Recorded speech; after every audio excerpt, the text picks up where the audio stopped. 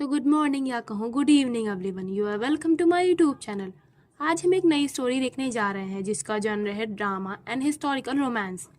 ज़्यादा देर न करते हुए इसे शुरू करते हैं, सो लेट्स बिगिन। एक घोड़ा गाड़ी में दो लड़कियां बैठी होती हैं। उनमें से एक बोलती है, तुम इस बार कोई सीन मत क्रिएट करना एलिस, क्या तुम्हें समझ आया? दूसरी लड़की कहती है, लेकिन पिछली पार्टी एकदम बेकार थी, इसमें मैं क्या करूं? इस ब्लॉन्ड हेयर वाली लड़की का नाम एलिस वर्डियर है। एलिस बोलती है, और मुझे क्या पता था कि शराब के कुछ गिलास ही मुझे मतवाला बना देंगे। खैर, मुझे यकीन है कि इस बार ये ज्यादा मस्त और मजेदार होगा। तुम मेरी बात से सहमत हो ना क्लोए? पहली लड़की बोलती है, मैं इसमें ईमानदार हूँ। इस लड़की का नाम क्लोए वर्डियर होता है और ये लड़की एलिस की बड़ी बहन है।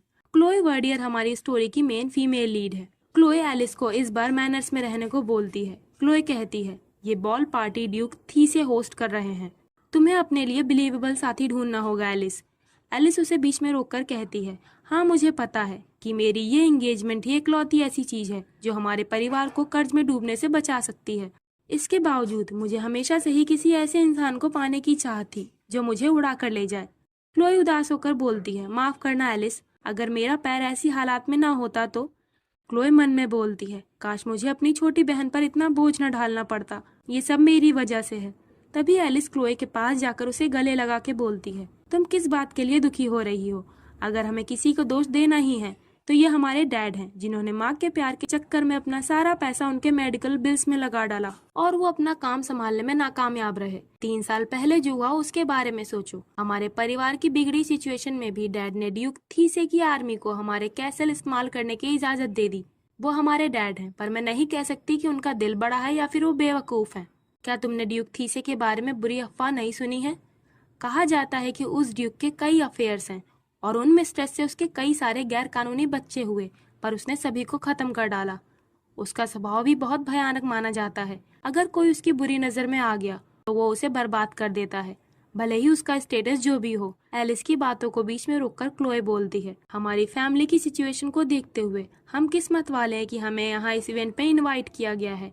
एलिस बोलती है, इसके बावजूद वो ऐसा इंसान नहीं है जिसके साथ हमें जुड़ना चाहिए। उनके बारे में बहुत सी अजीब तरह की अफवाहें फैली हुई हैं और हमें नहीं मालूम कि उसका इरादा क्या है। मैं आशा करती हूँ कि हम उस इंसान से मिले ही ना, पर फिर भी हमें उसे ग्रीट करना ही पड़ेगा। ये सब सुनकर क्लोए मन ही मन घबराने लगती है। अब हम 3 साल पहले वर्डियर स्टेट यानी क्लोए के डैड के राज्य का सीन देखते हैं। विस्काउंट वर्डियर यानी इन दोनों लड़कियों के डैड, जो कि एक छोटे कैसल के लॉर्ड हैं, उन्होंने शाही आर्मी के अंदर आने के लिए अपने किले के दरवाजे खुशी खुशी खोल दिए थे। तीसरी आर्मी के सैनिक आपस में बात करते हैं। विस्काउंट वर्डियर की बड़ी बेटी एक पैर से विकलांग है, वो भला स्टेट में किसी को कैसे सर्व करेगी? क्लोए वर्डियर, जो कि एक पैर से लाचार है, उनकी ये बातें सुन लेती है। उसके फादर भी सैनिकों की ये बातें सुन लेते हैं। क्लोए आर्मी के दूसरे घायल सैनिकों की मदद कर रही होती है। अब क्लोए अपने कमरे में आ जाती है। एक अटेंडेंट आकर उसे बताता है, आपके फादर ने कहा है कि आप उन घायल सैनिकों की मदद करने के लिए ना जाएं। यहाँ के सर्वेंट्स उन्हें देख लेंगे। क्लोए कहती है, ठीक है, मैं समझ गई। वो सोचती है, क्या मैंने डैड को चिंता में डाल दिया? फिर भी मैं उन सैनिकों के दर्द को समझ सकती हूँ। मुझे हमेशा ये सिखाया गया है कि गरीब और लाचार लोगों की मदद करना नोबल्स की ड्यूटी है। क्लोए खिड़की से बाहर झांक रही होती है।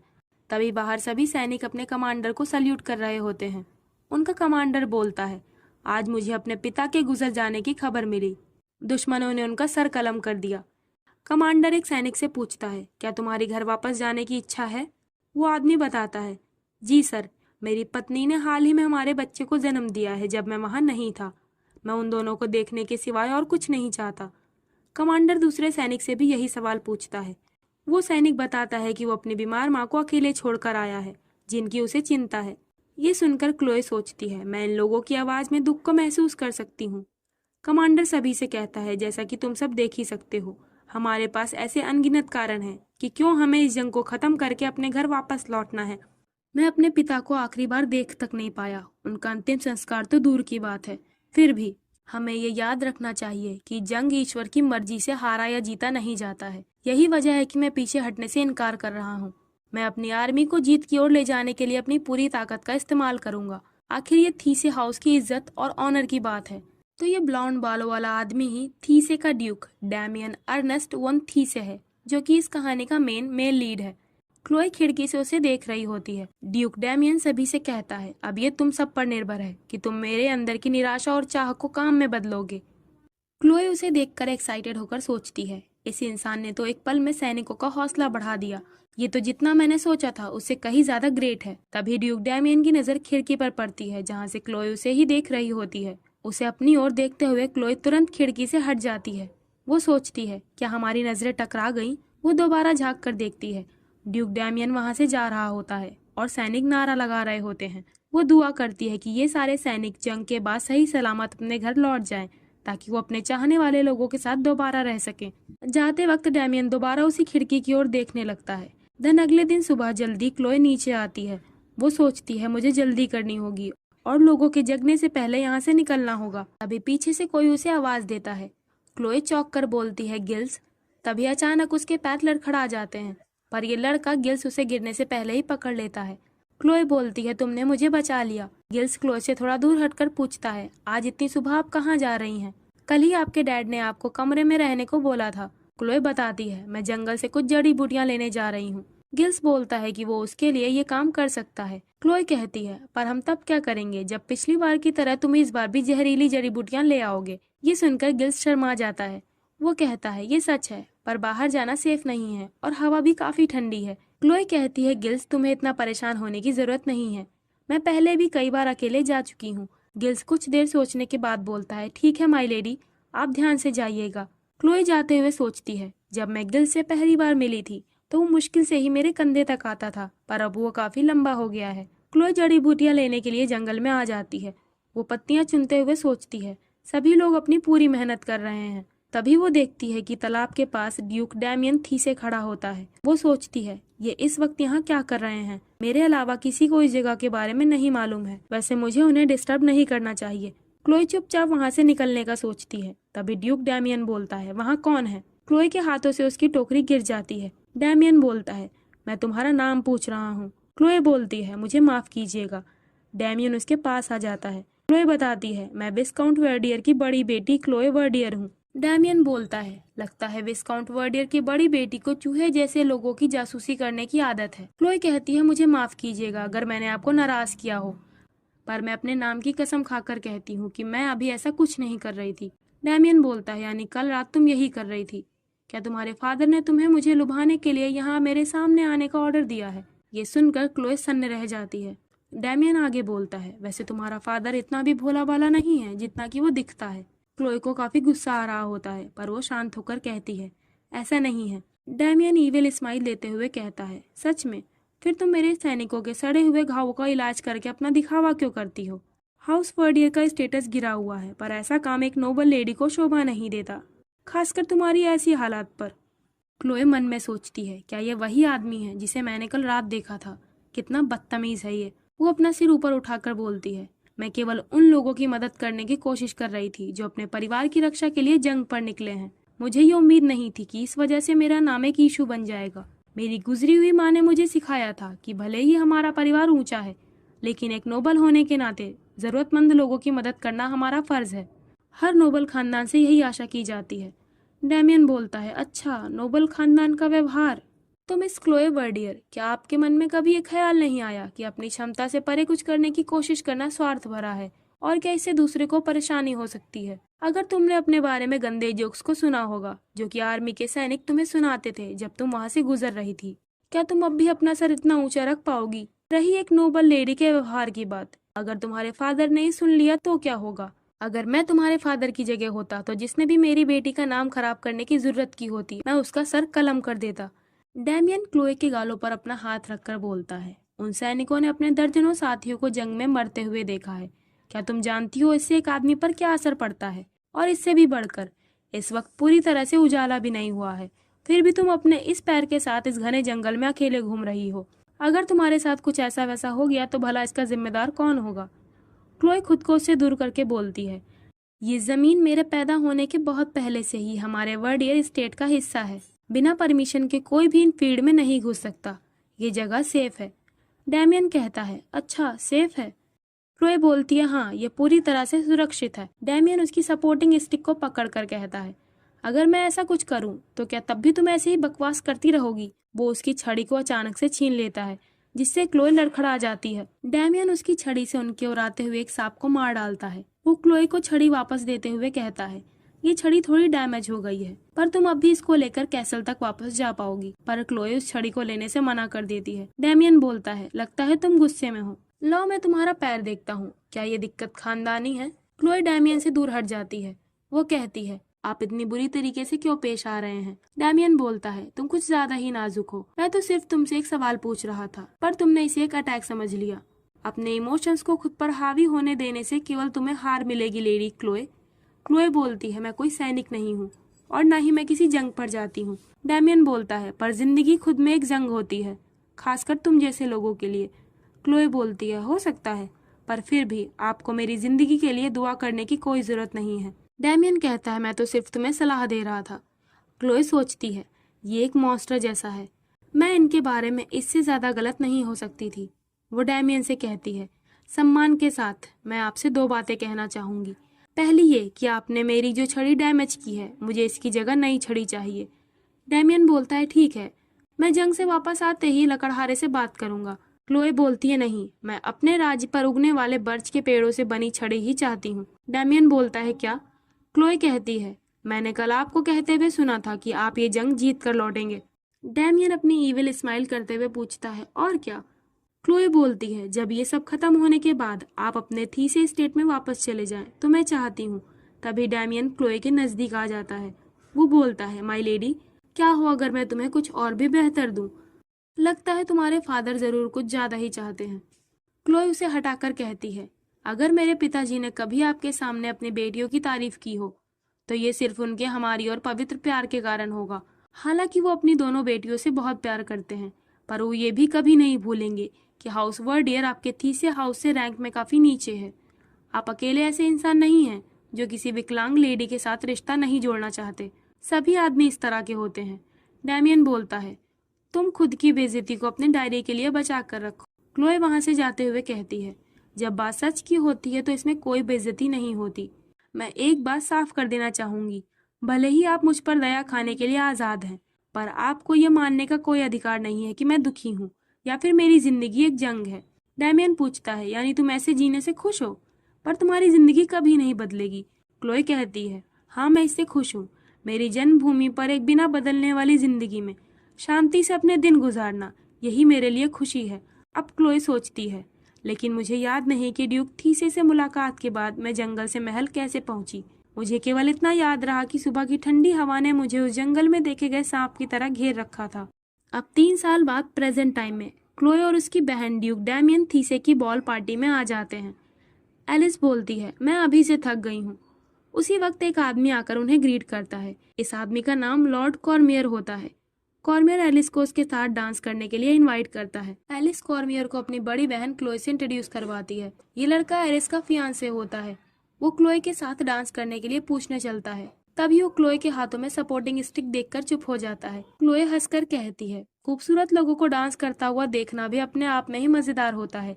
एलिस और कॉर्मियर साथ में डांस करने लगते हैं। उन्हें देखते हुए क्लोए सोचती है, लगता है सभी लोग उस बात को भूल गए हैं जब पिछली बार बॉल पार्टी में एलिस ने सीन क्रिएट किया था। काउंट कॉर्मियर एलिस के लिए परफेक्ट हैं। मैंने कभी भी उनके बारे में किसी को बुरा कहते हुए नहीं सुना है। मुझे इस बात की खुशी है, पर क्या मुझे इसके लिए ड्यूक डैमियन का शुक्रिया अदा करना चाहिए? अगर पॉसिबल हुआ तो मैं उन्हें अवॉइड करना चाहूंगी, पर आखिर उन्होंने हमें यहाँ इन्वाइट ही क्यों किया है? क्या ये हमारे फादर की मदद की वजह से है जो उन्होंने 3 साल पहले की थी? पर ड्यूक थीसे किसी का एहसान मानने वाले लोगों में से नहीं है। काश वो पूरी तरह से भूल गए हों कि मैं कौन हूँ। तभी ड्यूक डैमियन वहाँ आ जाता है। सभी लोग उसकी ओर देखने लगते हैं। वो क्लोए के पास आकर खड़ा हो जाता है। क्लोए अपना सिर झुकाकर उसे ग्रीट करती है। डैमियन कहता है, काफी दिन गुजर गए लेडी क्लोए वर्डियर। मैं आपके पिता विस्काउंट का 3 साल पहले की गई मदद के लिए बहुत आभारी हूँ। मैं पर्सनली उन्हें शुक्रिया अदा करना चाहता था, पर मैं बहुत बिजी था। मेरा ये इनविटेशन एक्सेप्ट करने के लिए आपका शुक्रिया। क्लोए अभी भी सिर नीचे झुकाकर बोलती है, यहाँ आना मेरे लिए सम्मान की बात है, योर ग्रेस। ड्यूक डैमियन उसकी छड़ी की ओर देखता है। वो क्लोए की ओर अपना हाथ बढ़ाकर बोलता है, क्या मैं आपके साथ में डांस कर सकता हूँ? ये सुनकर क्लोए हैरान रह जाती है। वहाँ के लोग आपस में बात कर रहे होते हैं। ये ड्यूक क्या कर रहे हैं? क्या उन्होंने उस लड़की की छड़ी को नहीं देखा जरूर उस लड़की ने थीसे हाउस को नाराज करने के लिए कुछ किया है, तभी ड्यूक ऐसा बर्ताव कर रहे हैं। क्लोए सोचती है, ये आदमी बिल्कुल भी नहीं बदला। वो बोलती है, मुझे माफ कीजिएगा, मैं आपकी डांस पार्टनर बनने के लायक नहीं हूँ। डैमियन कहता है, क्या आप मुझे ड्यूक थीसे को मना कर रही हैं? मैं आपके साथ डांस करना बहुत पसंद करूंगा। तभी पीछे से किसी लड़के की आवाज आती है, डैमियन, क्या तुम फिर से किसी इनोसेंट लड़की को परेशान कर रहे हो? क्या तुम्हें दिख नहीं रहा कि वो बेचारी लड़की फूट फूट कर रोने वाली है? तो ये आदमी स्वातन राज का पहला राजकुमार और डैमियन थीसे का कजन होता है। इसका नाम जोहानिस है।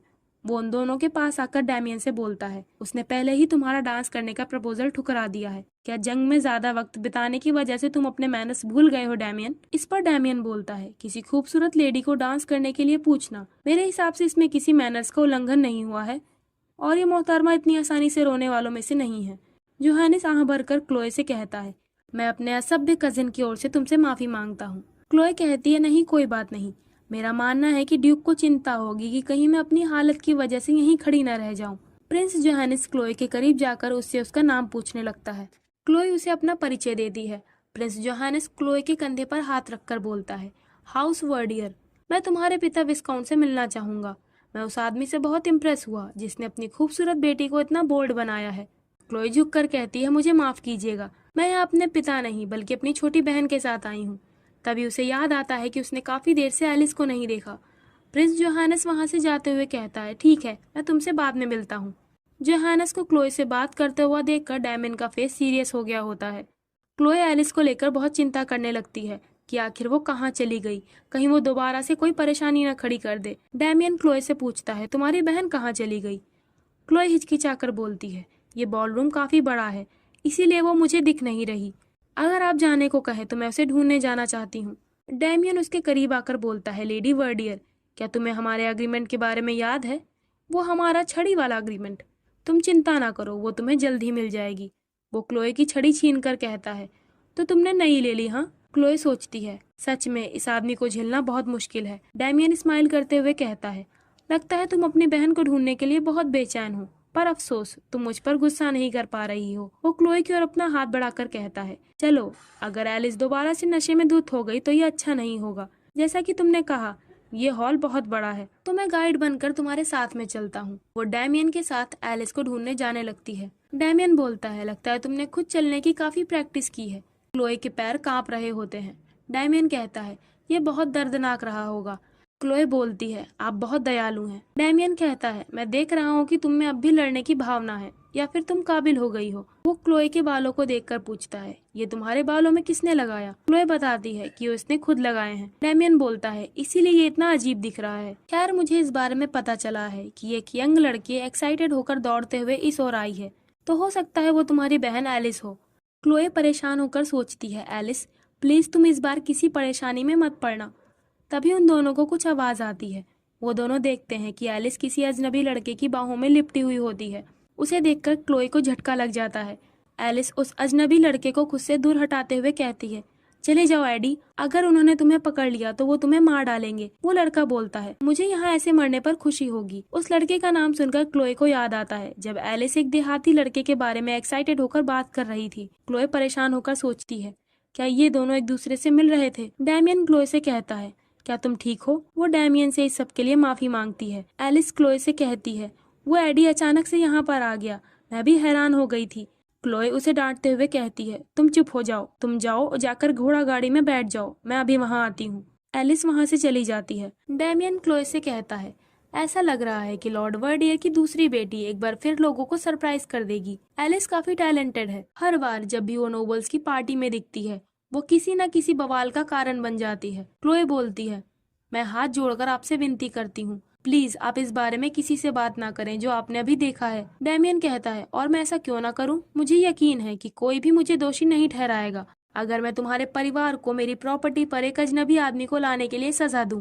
क्लोए परेशान होकर सोचती है, अगर मैं ड्यूक का मुंह नहीं बंद कर पाई तो हमारा परिवार मुसीबत में पड़ जाएगा। मुझे हर हाल में इन्हें मनाना ही होगा। वो ड्यूक डैमियन के कदमों में अपना सर रखकर बोलती है, ये सब मेरी गलती है, मैं ही अपनी बेवकूफ बहन पर नजर नहीं रख पाई। मैं आपसे विनती करती हूँ, आप इसके बदले मुझे सजा दे दीजिए। मैं अपने घुटनों पर आकर आपसे विनती कर रही हूँ। डैमियन बोलता है, क्या हो अगर मैं इसके लिए मना कर दूं, तब तुम क्या करोगी? क्लोए बहुत टेंशन में आ जाती है। वो सोचती है मुझे अपने परिवार, अपने पिता और एलिस को बचाना होगा। क्लोए कहती है हाउस थीसे एक ऐसा परिवार है जो सम्मान को सबसे ज्यादा महत्व देता है। ड्यूक डैमियन, आप इसके एकमात्र वारिस हैं। आप एक ऊंचे कमांडर हैं जिन्होंने जंग के दौरान अपने आर्मी को बड़ी जीत दिलाई, और आप शाही परिवार से ऑर्डर ऑफ मेरिट का ओहदा पाने वाले पहले व्यक्ति हैं। डैमियन बोलता है हाँ हाँ क्लोए, तुम ये चापलूसी जारी रखो। क्लोए बोलती है एक बार आपने कहा था कि आप अपनी सेना को जीत की ओर ले जाने के लिए अपनी पूरी ताकत का इस्तेमाल करेंगे।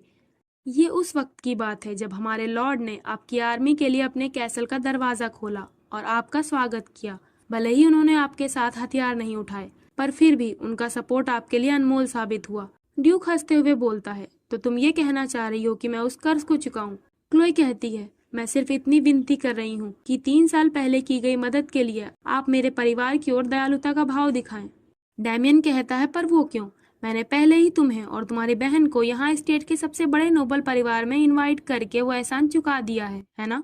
इस सब के लिए तुम्हें अपनी बहन को दोषी ठहराना चाहिए। तो क्या अब भी तुम्हारे पास कुछ कहने को बचा है मिस क्लोए? डैमियन उठकर जाने लगता है, तभी क्लोए उसका पैर पकड़ लेती है। डैमियन बोलता है तुम्हें क्या लगता है तुम ये क्या कर रही हो? क्लोए कहती है बस सिर्फ एक बार, अगर आप इस बार हमें माफ कर देंगे तो मैं आपकी हर बात मानने को तैयार हूँ। आप जो कहेंगे मैं वही करूंगी। मैं आपके इस एहसान को कभी नहीं भूलूंगी। प्लीज बस केवल एक बार। डैमियन क्लोए के गालों पर हाथ रखकर बोलता है क्लोए तुम ऐसा क्यों कर रही हो? एक नोबल लेडी जिसका सर हमेशा ऊंचा होता था, वो कहाँ चली गई? मेरे पैरों से लिपट कर रोना कि तुम मेरे लिए कुछ भी करोगी, ये सब तुम्हें शोभा नहीं देता। आसमान में आतिशबाजी होने लगती है। ड्यूक डैमियन बोलता है तुम्हारी बहन की शादी को लेकर तुम मेरे पैरों में गिरकर मुझसे विनती कर रही हो। तुम्हारे परिवार की किस्मत बदलने की एकमात्र उम्मीद है, या तो तुम या तो तुम्हारी बहन एलिस अमीर बनने के लिए किसी अच्छे घर में शादी कर ले। अगर मैं चाह लूं तो ये शादी सहूलियत के साथ होगी, पर तुम्हारी जिंदगी का क्या होगा लेडी क्लोए? क्या तुम्हें इसकी चिंता नहीं कि इसका रिजल्ट क्या होगा? क्लोए बोलती है नहीं, मेरे लिए सच्ची खुशी उसी में है कि मैं जिन लोगों से प्यार करती हूँ वो खुशी से जिंदगी गुजारें। डैमियन पूछता है और तुम इसे हासिल करने के लिए कुछ भी करने को तैयार हो, है ना? क्लोए कहती है हाँ, अगर वो मेरी क्षमता के अंदर हो। डैमियन बोलता है इंटरेस्टिंग, तो फिर मुझे ये सोचना होगा कि तुम इसके बदले में मेरे लिए क्या कर सकती हो। क्लोए बोलती है हाँ, मैं करना चाहूंगी, पर प्रिंस जोहानिस ने मुझसे एलिस को उनसे मिलवाने को कहा है। डैमियन सख्त आवाज में बोलता है अब से अगर तुम ऐसा बिहेवियर करती हो जिससे जोहानिस या फिर राज का कोई दूसरा पर्सन तुम्हारी ओर अट्रैक्ट होता है, तो मैं तुम्हें और तुम्हारे परिवार को अपने दोनों हाथों से मार डालूंगा। मेरी इस दरिया दिली की भी लिमिट है, समझी? और एक बात और, मैं सलाह दूंगा कि तुम उन लोगों के साथ इस एरिया में आने से बचना जिन पर तुम्हें भरोसा नहीं है। वो क्लोए के नजदीक आकर कहता है ये गार्डन एक ऐसी जगह है जहाँ अक्सर लवर्स आते हैं। तुम्हें इसकी आशा भी नहीं होगी, पर हम दोनों के बीच अफेयर्स की अफवाहें बाहर फैलने लगेंगी मिस क्लोए। ये सब कहने के बाद डैमियन वहां से चला जाता है। क्लोए कांप रही होती है। वो सोचती है ये कितना नीच आदमी है। अब 3 महीने गुजर जाते हैं। क्लोए अपने घर में होती है। वो डैमियन को लेटर लिख रही होती है। वो लिखती है Duke Ernest von Theese, your grace, ball party में हमें मिले हुए 3 महीने गुजर चुके हैं। मेरी बहन एलिस और लॉर्ड कॉर्मियर की शादी की बातें चल रही है। ये सब आपकी दरिया दिली का फल है कि मेरा परिवार इस वक्त काफी खुश है। लिखना रोक कर क्लोए कहती है ये कुछ ज्यादा ही हो गया। तभी वहाँ वही अटेंडेंट गिल्स क्लोए के पास आकर कहता है माय लेडी, मैं कुछ खाने के लिए लाया हूँ। क्लोए कहती है तुम्हारा शुक्रिया गिल्स, और एलिस कैसी है? गिल्स बताता है वो सुबह थोड़ी देर के लिए बाहर गई थी, लेकिन तब से वो अपने रूम से बाहर नहीं निकली हैं। उन्होंने कहा कि उनके पेट में दर्द है, इसीलिए वो खाना नहीं खा रही। क्लोए पूछती है अच्छा तो ये बताओ क्या वो दोबारा से उस देहाती लड़की से मिलने गई थी? गिल्स कहता है मुझे तो नहीं लगता। लग रहा है लेडी एलिस अब मैच्योर हो गई हैं। क्लोए बोलती है हाँ, एलिस को पता होना चाहिए कि काउंट कॉर्मियर से शादी की बातें क्यों चल रही है। लॉर्ड कॉर्मियर एक अच्छे इंसान है, साथ ही वो सोसाइटी में भी काफी रिस्पेक्टेड माने जाते हैं। मुझे भरोसा है कि एलिस उनके साथ खुश रहेगी। गिल्स क्लोए से कहता है लेडी क्लोए, अगर लेडी एलिस की शादी हो गई तो आप यहाँ अकेली हो जाएंगी, है ना? क्लोए बोलती है क्या तुम मुझे लेकर चिंता कर रहे हो? वैसे भी ऐसा कैसे हो सकता है जब तक तुम यहाँ मेरे साथ हो। चिंता करने के लिए शुक्रिया गिल्स। ये सुनकर गिल्स शर्मा जाता है। क्लोए अपना आधा लिखा हुआ लेटर गिल्स को पढ़ने को देती है। क्लोए कहती है ड्यूक डैमियन बहुत बदमिजाज है, मैं चाहे जो भी लिखूं वो उसमें कोई ना कोई गलती जरूर निकाल ही लेंगे। तभी वहां दौड़ते हुए क्लोए के डैड रूम में आते हैं। वो एक्साइटेड होकर बताते हैं जल्दी से तैयार हो जाओ, ड्यूक थी से शिकार के लिए हमारे किंगडम की ओर आ रहे हैं। जैसा कि तुम्हें मालूम है कि हमारे जंगल में कई सारे जंगली जानवर हैं। क्लोए सोचती है, ये ड्यूक शिकार के लिए यहाँ क्यों आ रहे हैं। डैमियन थीसे की यहाँ आने की खबर सुनकर क्लोए चिंता में पड़ जाती है। ड्यूक डैमियन वहाँ आ जाता है। क्लोए अपने डैड के साथ उसे कैसल के अंदर लाने के लिए जाती है। क्लोए के डैड उसका हालचाल पूछते हैं। डैमियन बोलता है, आपके पास पहले की तुलना में काफी कम सर्वेंट्स हैं। क्लोए के डैड हिचकिचा कर बोलते हैं, हाँ, दरअसल हमारे यहाँ कई सालों से बरसात के कारण फसल काफी खराब हो रही है। तभी क्लोए आगे आकर कहती है, बदकिस्मती से हमें आपके यहाँ आने की खबर काफी देर में मिली, फिर भी हम यहाँ आपके आराम से रहने के लिए अपनी पूरी कोशिश करेंगे ड्यूक। डैमियन कहता है, हाँ जरूर। एक नोबल पर्सन जो कि अच्छा होस्ट बनना नहीं जानता, वो नोबल बनने के लायक नहीं। डैमियन कैसल के अंदर आ जाता है। सभी लोग लंच के लिए बैठे होते हैं। लॉर्ड वर्डियर यानी क्लोए के डैड बोलते हैं, हमें माफ कीजिएगा ड्यूक थीसे, लगता है मेरी छोटी बेटी की तबीयत नहीं ठीक है, इसीलिए वो आज ये लंच ज्वाइन नहीं करेगी। एलिस यहाँ नहीं आई होती है। डैमियन बोलता है, मैं आशा करता हूँ कि कोई सीरियस बात नहीं होगी और आपके स्वादिष्ट खाने के लिए मैं बहुत आभारी हूँ। वो क्लोए की ओर देखकर कहता है, मगर लगता है मिस क्लोए को ये लजीज खाना पसंद नहीं आ रहा। क्लोए कहती है, माफ कीजिएगा, ज्यादा गर्म मौसम होने के कारण मेरी भूख पर इसका असर पड़ रहा है। डैमियन कहता है, ओ डियर, इसके लिए आपको थोड़ा बाहर निकलना चाहिए। लॉर्ड वर्डियर कहते हैं, लगता है ड्यूक थीसे के यहाँ होने से मेरी बड़ी बेटी थोड़ी नर्वस महसूस कर रही है, उसे जंगल और पेड़ों से बहुत प्यार है। डैमियन बोलता है, अच्छा ऐसा है, तो फिर इन्हें जंगलों के बारे में काफी जानकारी होगी। लॉर्ड वर्डियर बोलते हैं, हाँ हाँ जरूर, पहाड़ों की ओर जाने वाले जंगल को मेरी बेटी का बगीचा कहना कोई बड़ी बात नहीं होगी। एक बार जंगल से आने के बाद वो काफी बीमार पड़ गई थी, इसके बाद भी क्लोए ने वहां जाना बंद नहीं किया। ओह हाँ, मुझे याद आया, वो उस वक्त था जब 3 साल पहले आप अपनी सेना के साथ हमारे वर्डियर कैसल में रुके थे। उसी वक्त गिल्स क्लोए के गिलास में पानी डालते हुए पूछता है, क्या आप ठीक है माई लेडी, आपका चेहरा थोड़ा पीला लग रहा है। क्लोए कहती है, पानी के लिए शुक्रिया गिल्स। गिल्स को क्लोए के नजदीक देखकर डैमियन कड़ी आवाज में बोलता है, अगर इन्हें जंगल इतने ही पसंद है तो मैं रिक्वेस्ट करना चाहूंगा कि मिस क्लोए कल शिकार के लिए मुझे गाइड करें। लॉर्ड वर्डियर थोड़ा परेशान होकर बोलते हैं, माफ कीजिएगा, पर मुझे डर है कि क्लोए अपनी हालत की वजह से आपके लिए बाधा बन सकती है ड्यूक थीसे। अगर आप कहें तो मैं किसी और को। तभी डैमियन कहता है, मैं सुनना चाहूंगा कि इसके बारे में मिस क्लोए क्या सोचती हैं। क्लोए सोचती है, इन्हें पहले ही पता है कि उनके इस सवाल का सिर्फ एक ही आंसर है। क्लोए बोलती है, अगर आप मेरे अटेंडेंट को घोड़ा संभालने की परमिशन दे तो मैं आपके साथ खुशी खुशी चलने को तैयार हूँ। डैमियन कहता है, नहीं माई लेडी, कोई अटेंडेंट क्यों, आप मेरे साथ मेरे घोड़े पर चलेंगी। जैसा कि आप कल्पना कर सकती हैं, मेरी दूसरों के पीछे चलने की आदत नहीं है। देन अब अगले दिन क्लोए डैमियन के साथ शिकार पर जाने के लिए तैयार हो जाती है। घोड़े पर बैठा डैमियन क्लोए से कहता है, आओ हम चलते हैं। क्लोए सोचती है, क्या ये सेफ रहेगा, मैंने कई बार हॉर्स राइडिंग की है पर मैं कभी शिकार के लिए नहीं गई। इसके अलावा मैं इस आदमी पर कैसे यकीन कर सकती हूँ। वो वहाँ खड़े गिल्स को अपनी सपोर्टिंग स्टिक पकड़ा देती है। साथ में घोड़े पर बैठने के बाद डैमियन क्लोए से पूछता है, लगता है तुम और तुम्हारा वो अटेंडेंट एक दूसरे को काफी अच्छे से जानते हो। क्लोए बोलती है, आप जरूर गिल्स की बात कर रहे होंगे। जब मैं छोटी थी तभी से वो हमारे परिवार के साथ में है। जब सैलरी ना मिलने पर दूसरे सर्वेंट्स हमारे कैसल को छोड़कर चले गए, तब भी गिल्स ने हमारे साथ रहना चूज किया। मेरे परिवार के लिए गिल्स किसी अटेंडेंट से बढ़कर है। ये सुनकर डैमियन ज्यादा खुश नहीं लग रहा होता है। तभी अचानक डैमियन तेजी से अपना घोड़ा दौड़ाने लगता है। क्लोए इससे काफी ज्यादा घबरा जाती है। वो उससे डायरेक्शन पूछता है। क्लोए हड़बड़ाकर उसे रास्ता बताती है। रुकने के बाद डैमियन बोलता है, लगता है उन्होंने एक हिरन पकड़ लिया। क्लोए सोचती है, क्या इन्होंने ये जानबूझकर किया, क्या इनका इरादा मुझे टॉर्चर करने का था। ये सच में एक जीता जागता राक्षस है। क्लोए हाँफ रही होती है। डैमियन अपने हाथों से उसकी आंखें बंद करके बोलता है, आराम से सांस लो लेडी क्लोए, अब ये खत्म हो गया, सब ठीक है। दिन रात के वक्त डिनर के समय क्लोए अपने डैड लॉर्ड वर्डियर से बताती है, ड्यूक थीसे शिकार के दौरान घायल हो गए हैं। उन पर एक जंगली जानवर ने हमला कर दिया, इसीलिए उन्हें किसी डॉक्टर की जरूरत है। डैमियन बोलता है, पैदल पीछा करते वक्त मुझ पर हमला हुआ। वैसे भी घोड़े पर सवार होकर शिकार करने में मजा नहीं आता। ये एक छोटा सा घाव है, तो लेडी क्लोए इसे सिल सकती होंगी। एलिस बोलती है, माफ करें पर हमारे पास कोई एनेस्थेटिक नहीं है, इसीलिए आपको ज्यादा दर्द सहना पड़ सकता है। क्लोए कहती है, ये काम डॉक्टर मुझसे कहीं ज्यादा बेहतर तरीके से करेंगे। एलिस कहती है, गर्मी के मौसम की वजह से हर दिन दर्जनों गांव वाले फूड पॉइजन से बीमार हो रहे हैं और उन सभी का इलाज करने के लिए केवल एक डॉक्टर है। क्लोए, तो क्या इसीलिए तुमने मेडिकल में बेसिक ट्रीटमेंट करना नहीं सीखा है?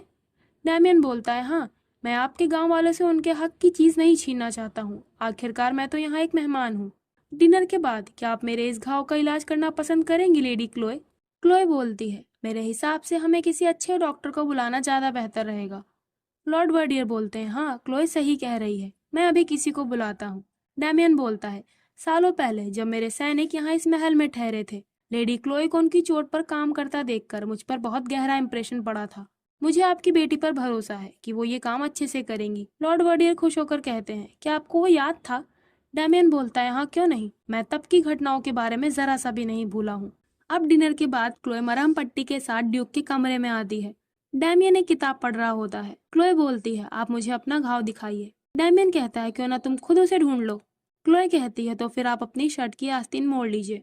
वो किताब बंद करके बोलता है, मुझे लगता है तुम इतना तो कर ही सकती हो ना क्लोए। क्लोए आंख भरकर बोलती है, मैं रिस्पेक्ट के साथ कहूँ तो ये सही नहीं है कि मेरे जैसी किसी गैर शादीशुदा लड़की को किसी आदमी की बॉडी को टच करना चाहिए। डैमियन मुस्कुराकर बोलता है, तुम कितनी ओल्ड फैशन हो। वैसे शायद तुम सही हो। वो अपनी शर्ट उतारकर बोलता है, मैं जानता हूँ इसका विरोध करना मुश्किल होगा, पर यह बेहतर रहेगा कि तुम मुझे इस तरह से मत घूरो। क्लोए एम्बैरेस होकर सोचती है, मैंने इससे ये करने को नहीं बोला था। वो उसके घाव को साफ करते हुए बोलती है, ये दर्द भरा हो सकता है।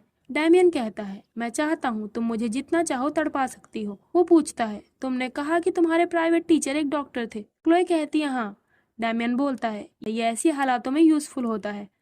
क्लोए घाव को सिलते हुए बताती है, मैंने मेडिकेशन के बारे में उनसे सीखा है, पर अभी जो मैं कर रही हूँ वो अलग है। डैमियन के पूछने पर वो बताती है, मैं अभी जो कर रही हूँ वो कढ़ाई है। ये सुनकर डैमियन हंसने लगता है। वो पूछता है, तो क्या तुम्हारी बहन अब भी उसे छिप कर मिलती है? क्लोए कहती है, आपको शांत रहना चाहिए, मैं अभी घाव को सिल रही हूँ। डैमियन कहता है, मेरे सवाल का जवाब दो। क्लोए बताती है, उस रात के बाद एलिस को अपनी गलती का एहसास हो गया है और आपकी कृपा से उसके और काउंट कॉर्मियर की भी शादी की बातें चल रही है। ये सब आपके कारण ही पॉसिबल हो पाया है। डैमियन बोलता है, अगर मुझे ये पता होता कि तुम्हारी 3 महीने की चुप्पी के साथ मेरी इस खामोशी की कीमत चुकाई जाएगी तो मैं तुम पर कभी वो एहसान ना करता। वो क्लोए के नजदीक आने लगता है। वो कहता है, मुझे आंसर चाहिए। क्लोए बोलती है, मैंने आपके लिए कई लेटर्स लिखे। डैमियन कहता है, पर मुझे तो उनमें से एक भी नहीं मिला। क्लोए कहती है, क्योंकि मैं उन्हें भेजने के लिए तैयार नहीं हो पाई। डैमियन बोलता है, तुम्हारी ये झूठ बोलने वाली बेकार कोशिशें मुझे निराश कर रही हैं। क्लोए डैमियन को अपने से दूर कर रही होती है। वो कहता है, मुझे जवाब दो लेडी क्लोए। क्लोए चिल्लाकर कहती है, ऐसा इसलिए है क्योंकि आप मुझसे नफरत करते हैं। मैं अच्छे से जानती हूँ कि आप मुझसे कितनी नफरत करते हैं, इसीलिए मैं इतना हिचकिचा रही थी। मुझे कुछ समझ नहीं आ रहा था कि मैं आपका एहसान कैसे चुकाऊं। वो अपनी कुर्सी से उठते हुए कहती है, माफ कीजिएगा, मैं यहाँ जो करने आई थी वो काम हो गया है, अब मैं चलती हूँ। क्लोए खड़ी होती है, तभी उसका पैर फिसल जाता है। उसी वक्त डैमियन उसे बचा लेता है और वो बेड पर गिर जाती है। क्लोए डैमियन से कहती है, आपका घाव। डैमियन बोलता है, तुम इसे दोबारा ठीक कर सकती हो, है ना? क्लोए पूछती है, आखिर आप मुझसे क्या चाहते हैं? डैमियन उसके बालों को टच करके बोलता है, मेरे ख्याल से तुम्हें इसका जवाब पहले ही पता है।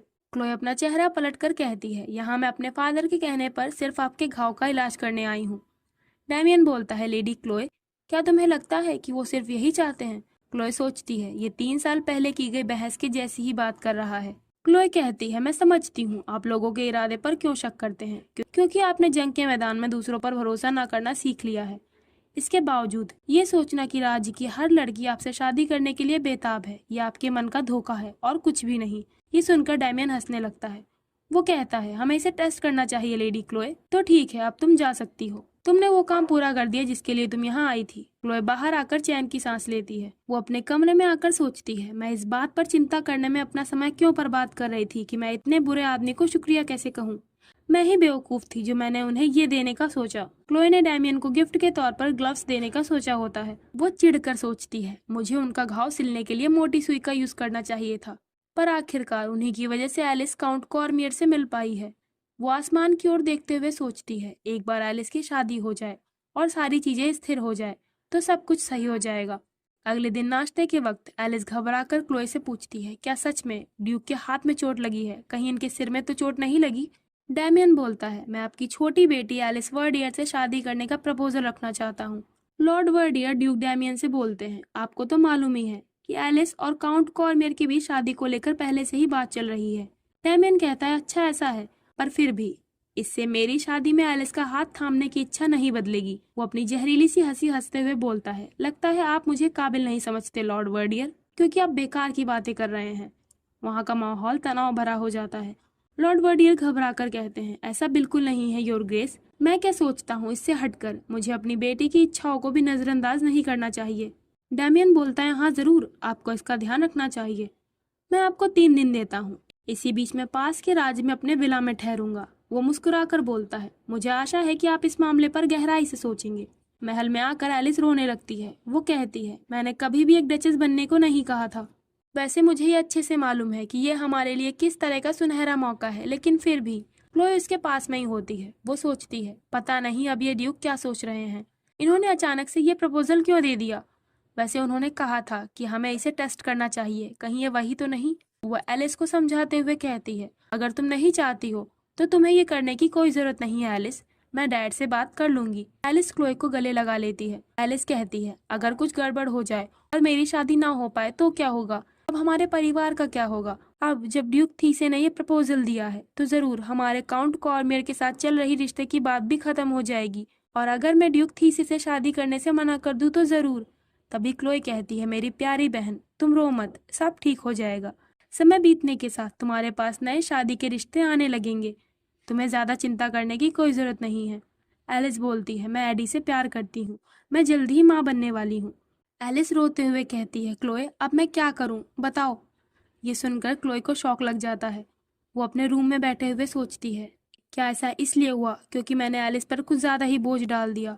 अगर हमें अपने मतलबीपन के लिए यही कीमत चुकानी पड़ेगी तो मुझे किसी भी कीमत पर यह शादी रोकनी होगी। सबसे पहले मुझे डैड को राजी करना होगा। देन अगले दिन क्लोए डैड के पास आती है। वो कहती है, मुझे एलिस की शादी को लेकर आपसे कुछ बात करनी है। डैड बोलते हैं, मैं कल सारी रात इसी बारे में सोच रहा था। एलिस का थीसे हाउस में शादी करना, ये हमारे लिए चिंता और राहत दोनों का मुद्दा है। क्लोए कहती है, आपका क्या मतलब है? डैड बताते हैं, हाउस थीसे एक ऐसा परिवार है जो सम्मान को काफी महत्व देता है। इसका मतलब ये है कि वो एलिस को कभी नहीं छोड़ेंगे। अगर उन्हें एलिस के बुरे कैरेक्टर के बारे में पता भी चलेगा तो। ड्यूक थीसे ये बात अच्छे से जानते हैं कि इस राज में तलाकशुदा होना कितना बुरा है। क्लोए बोलती है, डैड कुछ है जो मुझे आपको बताना होगा। डैड पूछते हैं, क्या हुआ? तभी गिल्स भागते हुए वहां आता है। वो बताता है, लेडी एलिस कहीं गायब हो गई हैं। डैड परेशान होकर पूछते हैं, तुम्हारा क्या मतलब है गिल्स, वो कैसे गायब हो सकती है? गिल्स उन्हें एलिस का लिखा हुआ लेटर देता है। एलिस ने लिखा होता है, मेरी प्यारी बहन और डैड, मैं आपके असीमित प्यार में पली बड़ी हूँ। मैंने आपसे ही सीखा है कि सच्चा प्यार जन्म और मौत से परे होता है। अब मैं अपने दिल की चाह को और अनदेखा नहीं कर सकती। मुझे अपने इस बच्चे के लिए अपना सर ऊंचा रखना होगा और अपने आप को साबित करना होगा। मैं अपना नाम वर्डियर छोड़ दूंगी और सिर्फ एलिस बनकर अपनी जिंदगी गुजारूंगी। मैं माफी चाहती हूँ, पर आप मुझे इस काम के लिए कभी माफ मत कीजिएगा।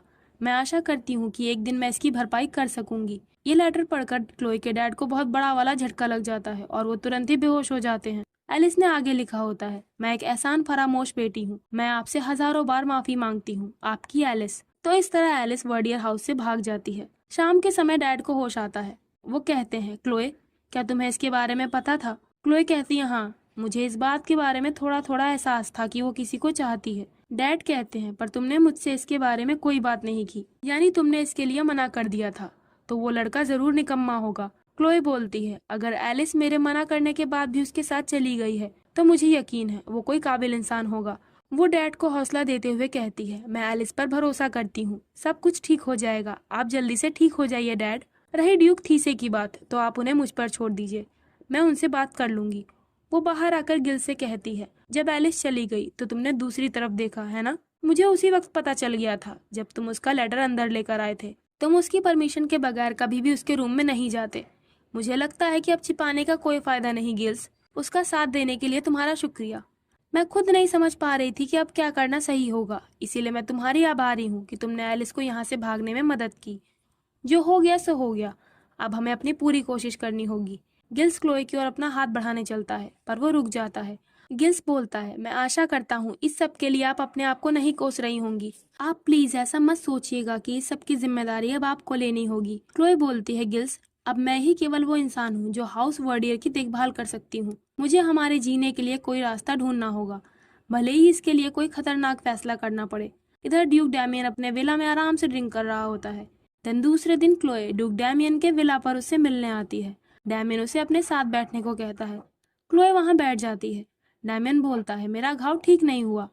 क्लोए पूछती है, क्या आपने किसी डॉक्टर को दिखाया? डैमियन कहता है, नहीं। क्या तुम मेरे घाव पर मरहम लगा सकती हो? क्लोए बोलती है, क्यों, क्या आपके पास हाथ नहीं है योर ग्रेस? डैमियन कहता है, मैं तुम्हारा चेहरा देखकर बता सकता हूँ कि तुम अभी क्या सोच रही हो। क्लोए बोलती है, लगता है आपसे भूल हुई है। वो उसके घाव पर मरहम लगाते हुए बोलती है, इसको ठीक होने के लिए यहाँ का मौसम काफ़ी गर्म है। आप जितना हो सके अंदर रहने की कोशिश करें, बाहर रहने से ये धीरे हील होगा। डैमियन कहता है, थीसे हाउस में ऐसा खुशनुमा गर्मियों का मौसम नहीं होता। क्लोए काफ़ी शाई फील कर रही होती है। वो कहती है, आप अपना हाथ हटा सकते हैं। डैमियन बोलता है, तो बताओ, मेरे एलिस के साथ शादी के प्रपोजल को क्यों मना कर दिया गया है? क्लोए हिचकिचाकर बोलती है, इस वक्त मेरी बहन के लिए शादी करना पॉसिबल नहीं है। डैमियन इसका कारण पूछता है। वो कहता है, क्यों, क्या वो अचानक भगवान को प्यारी हो गई? क्लोए बोलती है, सच बताने से पहले मैं आपसे एक सवाल पूछना चाहूंगी। डैमियन बोलता है, हाँ पूछो। क्लोए कहती है, क्या एलिस को शादी का प्रपोजल देने के पीछे का कारण मैं थी? मैं जानना चाहती हूँ कि आपने ऐसा क्यों सोचा। क्या आपका इरादा मेरे परिवार से जुड़कर मुझे बर्बाद करने का था? डैमियन हंसते हुए बोलता है, क्या तुम्हें याद है कि उस दिन तुमने मुझसे क्या कहा था? ये सोचना कि राज्य की हर लड़की मुझसे शादी करना चाहती है, ये मेरा एक धोखा है ना? मैं कहूंगा ये तुम हो लेडी क्लोए, जो एक भ्रम में तल्लीन हो। तुम्हें क्या लगता है मैं सचमुच में किसी कर्ज के बोझ तले विस्काउंट की बेटी से शादी करूंगा, केवल तुम्हें, एक लाचार लेडी को परेशान करने के लिए? क्लोए कहती है, आप सही हैं, मैंने भी यही सोचा था कि ये पॉसिबल नहीं है। डैमियन बोलता है, लेडी क्लोए, तुम कभी कभी बहुत मजाकिया हो जाती हो, क्या तुम्हें ये पता है? क्लोए कहती है, नहीं, लेकिन या तो फिर इसका मतलब ये है कि आप एलिस को पसंद करते हैं। वो आं भर कर कहता है, तो क्या मैं तुम्हें इतना रोमांटिक लगता हूँ जो कि ये विश्वास करता हो कि शादी प्यार पर आधारित होती है? क्लोए कहती है, तो फिर एक ही कारण बचा जिस वजह से आपने एलिस को प्रपोज किया है। डैमियन पूछता है, और वो क्या है? क्लोए कहती है, आपके पास वर्डियर हाउस की बेटी से शादी करने का कोई छिपा हुआ कारण है जिसे आप उजागर नहीं करना चाहते। आपका एक निचले स्टेटस के परिवार की लड़की के लिए स्टेट की सबसे खूबसूरत और काबिल ब्राइड्स को मना करने के पीछे कोई ना कोई वजह जरूर है। शायद आप ऐसी औरत से शादी करना पसंद करेंगे जिसमें इतनी खामियां हों कि कोई भी कभी भी उस पर अपनी दूसरी नजर न डाले। डैमियन उसके करीब आकर कहता है, तुम्हारा मतलब एग्जाम्पल के लिए एक लेडी जो अपने एक पैर से लाचार हो? क्लोए बोलती है, अगर मैं अपने दोनों पैर से भी लाचार होती, फिर भी शायद मैं आपके लिए एक बेहतर ब्राइड बन सकती थी, है ना? तभी डैमियन क्लोए को किस कर लेता है। डैमियन से दूर हटकर बोलती है, आखिर आप ये क्या कर रहे हैं? डैमियन बोलता है, मैं तो बस तुम्हारी शार्पनेस परख रहा था। वैसे ये बिल्कुल सही मौका है ये सवाल पूछने का। मिस क्लोए, क्या तुम मेरे उत्तराधिकारी को जन्म दे सकती हो? ये सुनकर क्लोए डैमियन के गाल पर जोर का थप्पड़ लगाती है। वो कहती है, इस तरह की हरकत करना जबकि आपने अभी तक मेरे दिए गए ऑफर के बारे में कुछ नहीं कहा है, यह असभ्य और नीचपन है योर ग्रेस। डैमियन कहता है, सचमुच ये तुम्हारा परफेक्ट जवाब है। फिर भी मैं तुम्हें सलाह देता हूँ कि तुम सही से बात करने के तरीके को सीखने पर जोर दो मिस क्लोए। अब तुम यहाँ से चली जाओ। देन क्लोए वापस वर्डियर हाउस में चली आती है। कुछ दिनों के बाद क्लोए रूम में बैठे हुए डैमियन से हुई मुलाकात के बारे में सोच रही होती है। तभी गिल्स बोलता है, माय लेडी, क्या आप ठीक हैं? लगता है आपकी तबीयत ठीक नहीं है। क्लोए कहती है, नहीं, मैं बिल्कुल ठीक हूँ। वैसे हम कहाँ थे? गिल्स बोलता है, एंगेजमेंट से रिलेटेड। शाही परिवार ने लेडी एलिस के लिए गिफ्ट्स भेजना अभी तक जारी रखा है। हमारा बगीचा अभी भी उन तोहफों से लदी गाड़ियों से भरा हुआ है। वो पूछता है, माय लेडी, मैं कुछ पूछना चाह रहा था, क्या आपके और ड्यूक थीसे के बीच बातचीत सही नहीं हुई? क्लोए सोचती है, क्या मेरा अंदाजा सही था? प्रिंस जोहानिस राजगद्दी के ऑफिशियल वारिस हैं, लेकिन वहाँ एक ऐसा इंसान भी है जिसकी पावर शाही परिवार के बराबर में है और जिसे लोगों से इज्जत मिली है। ये इंसान है ड्यूक डैमियन थीसे। शाही परिवार इस खबर से बहुत खुश होगा कि ड्यूक, जिसकी पावर बहुत बढ़ गई है, वो किसी ऊंचे घराने की नोबल लेडी के बजाय एक दयालु और निचले दर्जे की विस्काउंट की बेटी से शादी करने जा रहा है। मेरे हिसाब से ड्यूक थीसे को भी इस बात की जानकारी अच्छे से होगी। उसी वक्त एक अटेंडेंट कमरे में आता है। वो क्लोए से कहता है, एक मेहमान आए हैं माय लेडी। क्लोए पूछती है, मेहमान कौन है वो? अटेंडेंट बताता है, ये मेहमान ड्यूक थीसे हैं। क्या मैं आपके फादर लॉर्ड वर्डियर को इसके बारे में बताऊं? क्लोए कहती है, नहीं, डैड अब भी बीमार हैं, हमें उन्हें डिस्टर्ब नहीं करना चाहिए। डैड की जगह मैं ड्यूक थीसे से मुलाकात करूंगी। तुम उनसे बोलो कि वो अभी ड्राइंग रूम में मेरा इंतजार करें, मैं रेडी होकर उनसे मिलने जाऊंगी। देन क्लोए गिल्स के साथ डैमियन थीसे से मिलने जाती है। डैमियन ड्राइंग रूम के बजाय क्लोए के रूम में आकर बैठा होता है। वो हंसकर कहता है, तुम मुझे यहाँ देखकर हैरान लग रही हो। क्लोए उससे बोलती है, किसी लेडी के खाली कमरे में बिना बुलाए घुस जाना बहुत बुरा है योर ग्रेस। डैमियन बोलता है, मैं खुद को रोक नहीं सका, मैं तुम्हें मिस कर रहा था क्लोए। क्लोए बोलती है, ये एक प्राइवेट स्पेस है, मैं आपको ड्राइंग रूम तक ले चलती हूँ। डैमियन क्लोए के पास आकर बोलता है, सच में क्या ये इतना जरूरी है? वैसे जल्दी हमारा रिश्ता ऐसा हो जाएगा कि हमें एक दूसरे से प्राइवेसी रखने की जरूरत नहीं पड़ेगी। डैमियन को क्लोई के करीब देखकर गिल्स परेशान लग रहा होता है। डैमियन गिल्स की ओर तिरछी नजरों से देखता है। वो गिल्स से चिल्लाकर बोलता है, तुम दरवाजा बंद करो। गिल्स कमरे से बाहर आकर दरवाजा बंद कर देता है। वो खुद को बहुत लाचार महसूस कर रहा होता है। अब रूम में केवल डैमियन और क्लोई होते हैं। डैमियन कहता है, ये जेवरात मेरे घर आने में कई पीढ़ियों से चले आ रहे हैं। अगर हम अपनी परंपरा को फॉलो करते तो मेरी माँ तुम्हें ये जेवर देती, लेकिन वो हमारी जोड़ी को पूरी तरह से एक्सेप्ट नहीं करती हैं। क्लोई बोलती है, आपकी माँ से ये करने की आशा की जानी है, मैं समझती हूँ। डैमियन बोलता है, क्या तुम केवल शांत रहने का दिखावा कर रही हो या फिर तुम सच में उदासीन महसूस कर रही हो? क्लोई उसकी ओर देखकर कहती है, मैं जल्दबाजी में कोई भी रिएक्शन लेने से डरती हूँ, क्योंकि मुझे नहीं पता कि आपके मुंह से आगे क्या शब्द निकलने वाले हैं। योर ग्रेस, तो इसका मतलब मैं ये समझूं कि आपने मेरा दिया ऑफर एक्सेप्ट कर लिया है। डैमियन अपने खानदानी हार को हाथ में उठाकर बोलता है, हाँ, तुम इसे मेरा प्रपोजल समझो लेडी क्लोए वर्डियर। क्या तुम मेरी पत्नी बनोगी? क्लोए उसके सामने अपना सर झुकाकर कहती है, मैं बहुत आभारी हूँ कि आपने मेरे ऑफर को एक्सेप्ट करने का फैसला किया। डैमियन बोलता है, आभारी हो? क्लोए बोलती है, हाँ योर ग्रेस। डैमियन कहता है, और ये तुम कैसे साबित करोगी? क्लोए कहती है, मैं आपकी हर कोशिशों में आपकी मदद करने का पूरा प्रयास करूंगी, चाहे वो जो कुछ भी हो। डैमियन बोलता है, तुम्हें क्या लगता है मैं क्या चाहता हूँ? ये सुनकर क्लोए थोड़ी देर तक चुप रहती है। डैमियन बोलता है, लेडी क्लोए, क्या मुझे तुम्हारे मुंह से शब्द निकलवाने के लिए दोबारा से कुछ करना होगा? क्लोए का चेहरा लाल हो जाता है। वो बोलती है, मेरा मानना है कि आपको पावर चाहिए, पर मैं बहुत नासमझ हूँ। मैं ये पता नहीं लगा पाती कि आप क्या सोच रहे हैं योर ग्रेस। डैमियन सख्त आवाज में बोलता है, अब से मेरी मौजूदगी में तुम कभी भी ऐसी बात नहीं बोलोगी। मुझे मालूम है तुम नासमझ नहीं हो। क्लोए कहती है, मैं अपनी क्षमता के अंदर हर तरीके से आपकी मदद करूंगी, और अगर फ्यूचर में कभी आप मुझसे डिवोर्स लेना चाहें तो मैं खुशी खुशी आपके इस फैसले का स्वागत करूंगी। डैमियन बोलता है, तुम मुझे डिवोर्स दे दोगी? तुम कितनी हार्टलेस हो क्लोए।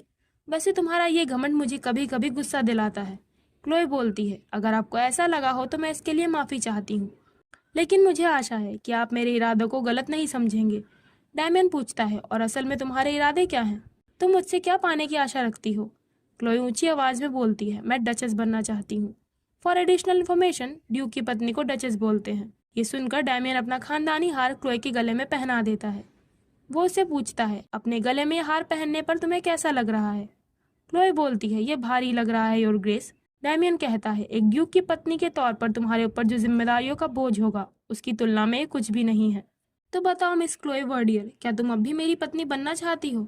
क्लोई बोलती है, हाँ, मैं इस दुनिया में इससे ज्यादा और कुछ भी नहीं चाहती। अब वो दोनों लोग लॉर्ड वर्डियर यानी क्लोई के डैड के पास आकर उन्हें अपनी शादी के प्रपोजल के बारे में बताते हैं। डैमियन कहता है, मैं आशा करता हूँ कि ये काफी अच्छी डचेस बनेंगी। लॉर्ड वर्डियर खुश होकर कहते हैं, मैं इस बात की गारंटी देता हूँ। मेरी बेटी एक समझदार यंग लेडी है, मुझे यकीन है कि वो सबका दिल जीत लेगी। ड्यूक थी से, अगर आप क्लोई को खुश रख सकते हैं तो मैं खुशी खुशी आपको अपना सब कुछ दे दूंगा, चाहे ये मेरी जान ही क्यों ना हो। क्लोई डैमियन के हाथों की ओर देखती है। उसने उसका हाथ पकड़ रखा होता है। वह हैरानी से सोचती है, इन्हें ये ग्लव्स कहाँ से मिले?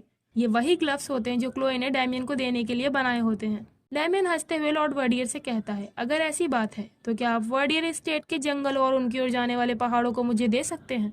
लॉर्ड वर्डियर बोलते हैं, वो जंगल और पहाड़, लेकिन वहाँ की मिट्टी तो बंजर है और वो पेड़ किसी भी काम के लिए नहीं इस्तेमाल किए जा सकते हैं।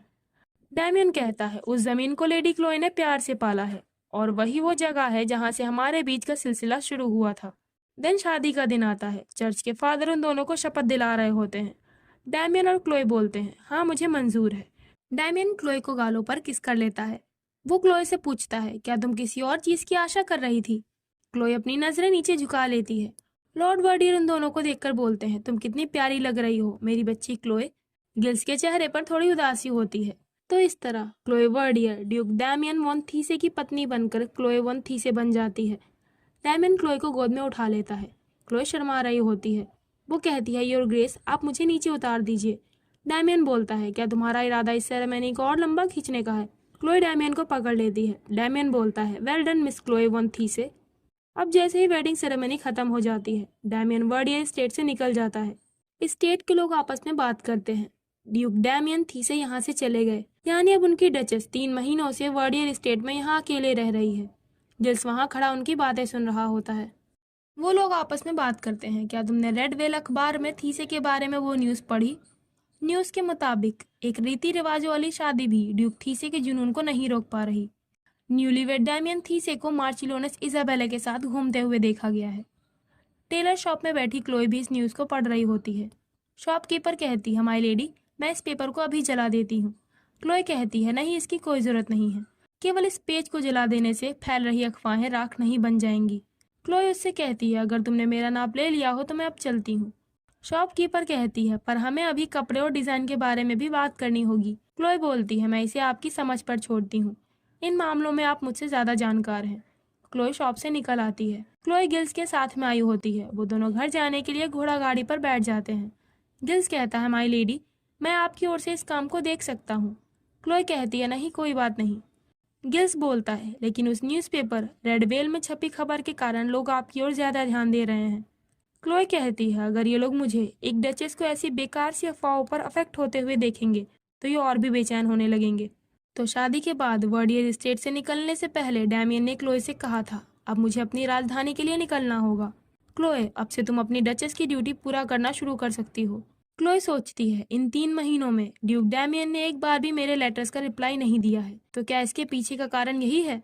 अगर ईमानदारी से कहूँ तो मैंने इस शादी से कभी कोई आशा नहीं रखी थी।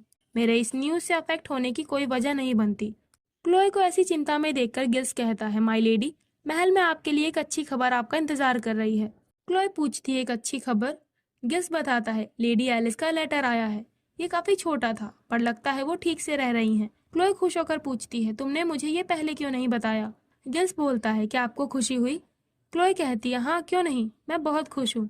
वो सोचती है, अब मुझे पता है कि एलिस सुरक्षित है और डैड की तबीयत भी बेहतर है। मेरी शादी ने हमारे वर्डियर स्टेट के लोगों को भी एक्साइटेड कर दिया है। इससे ज्यादा और क्या चाहिए?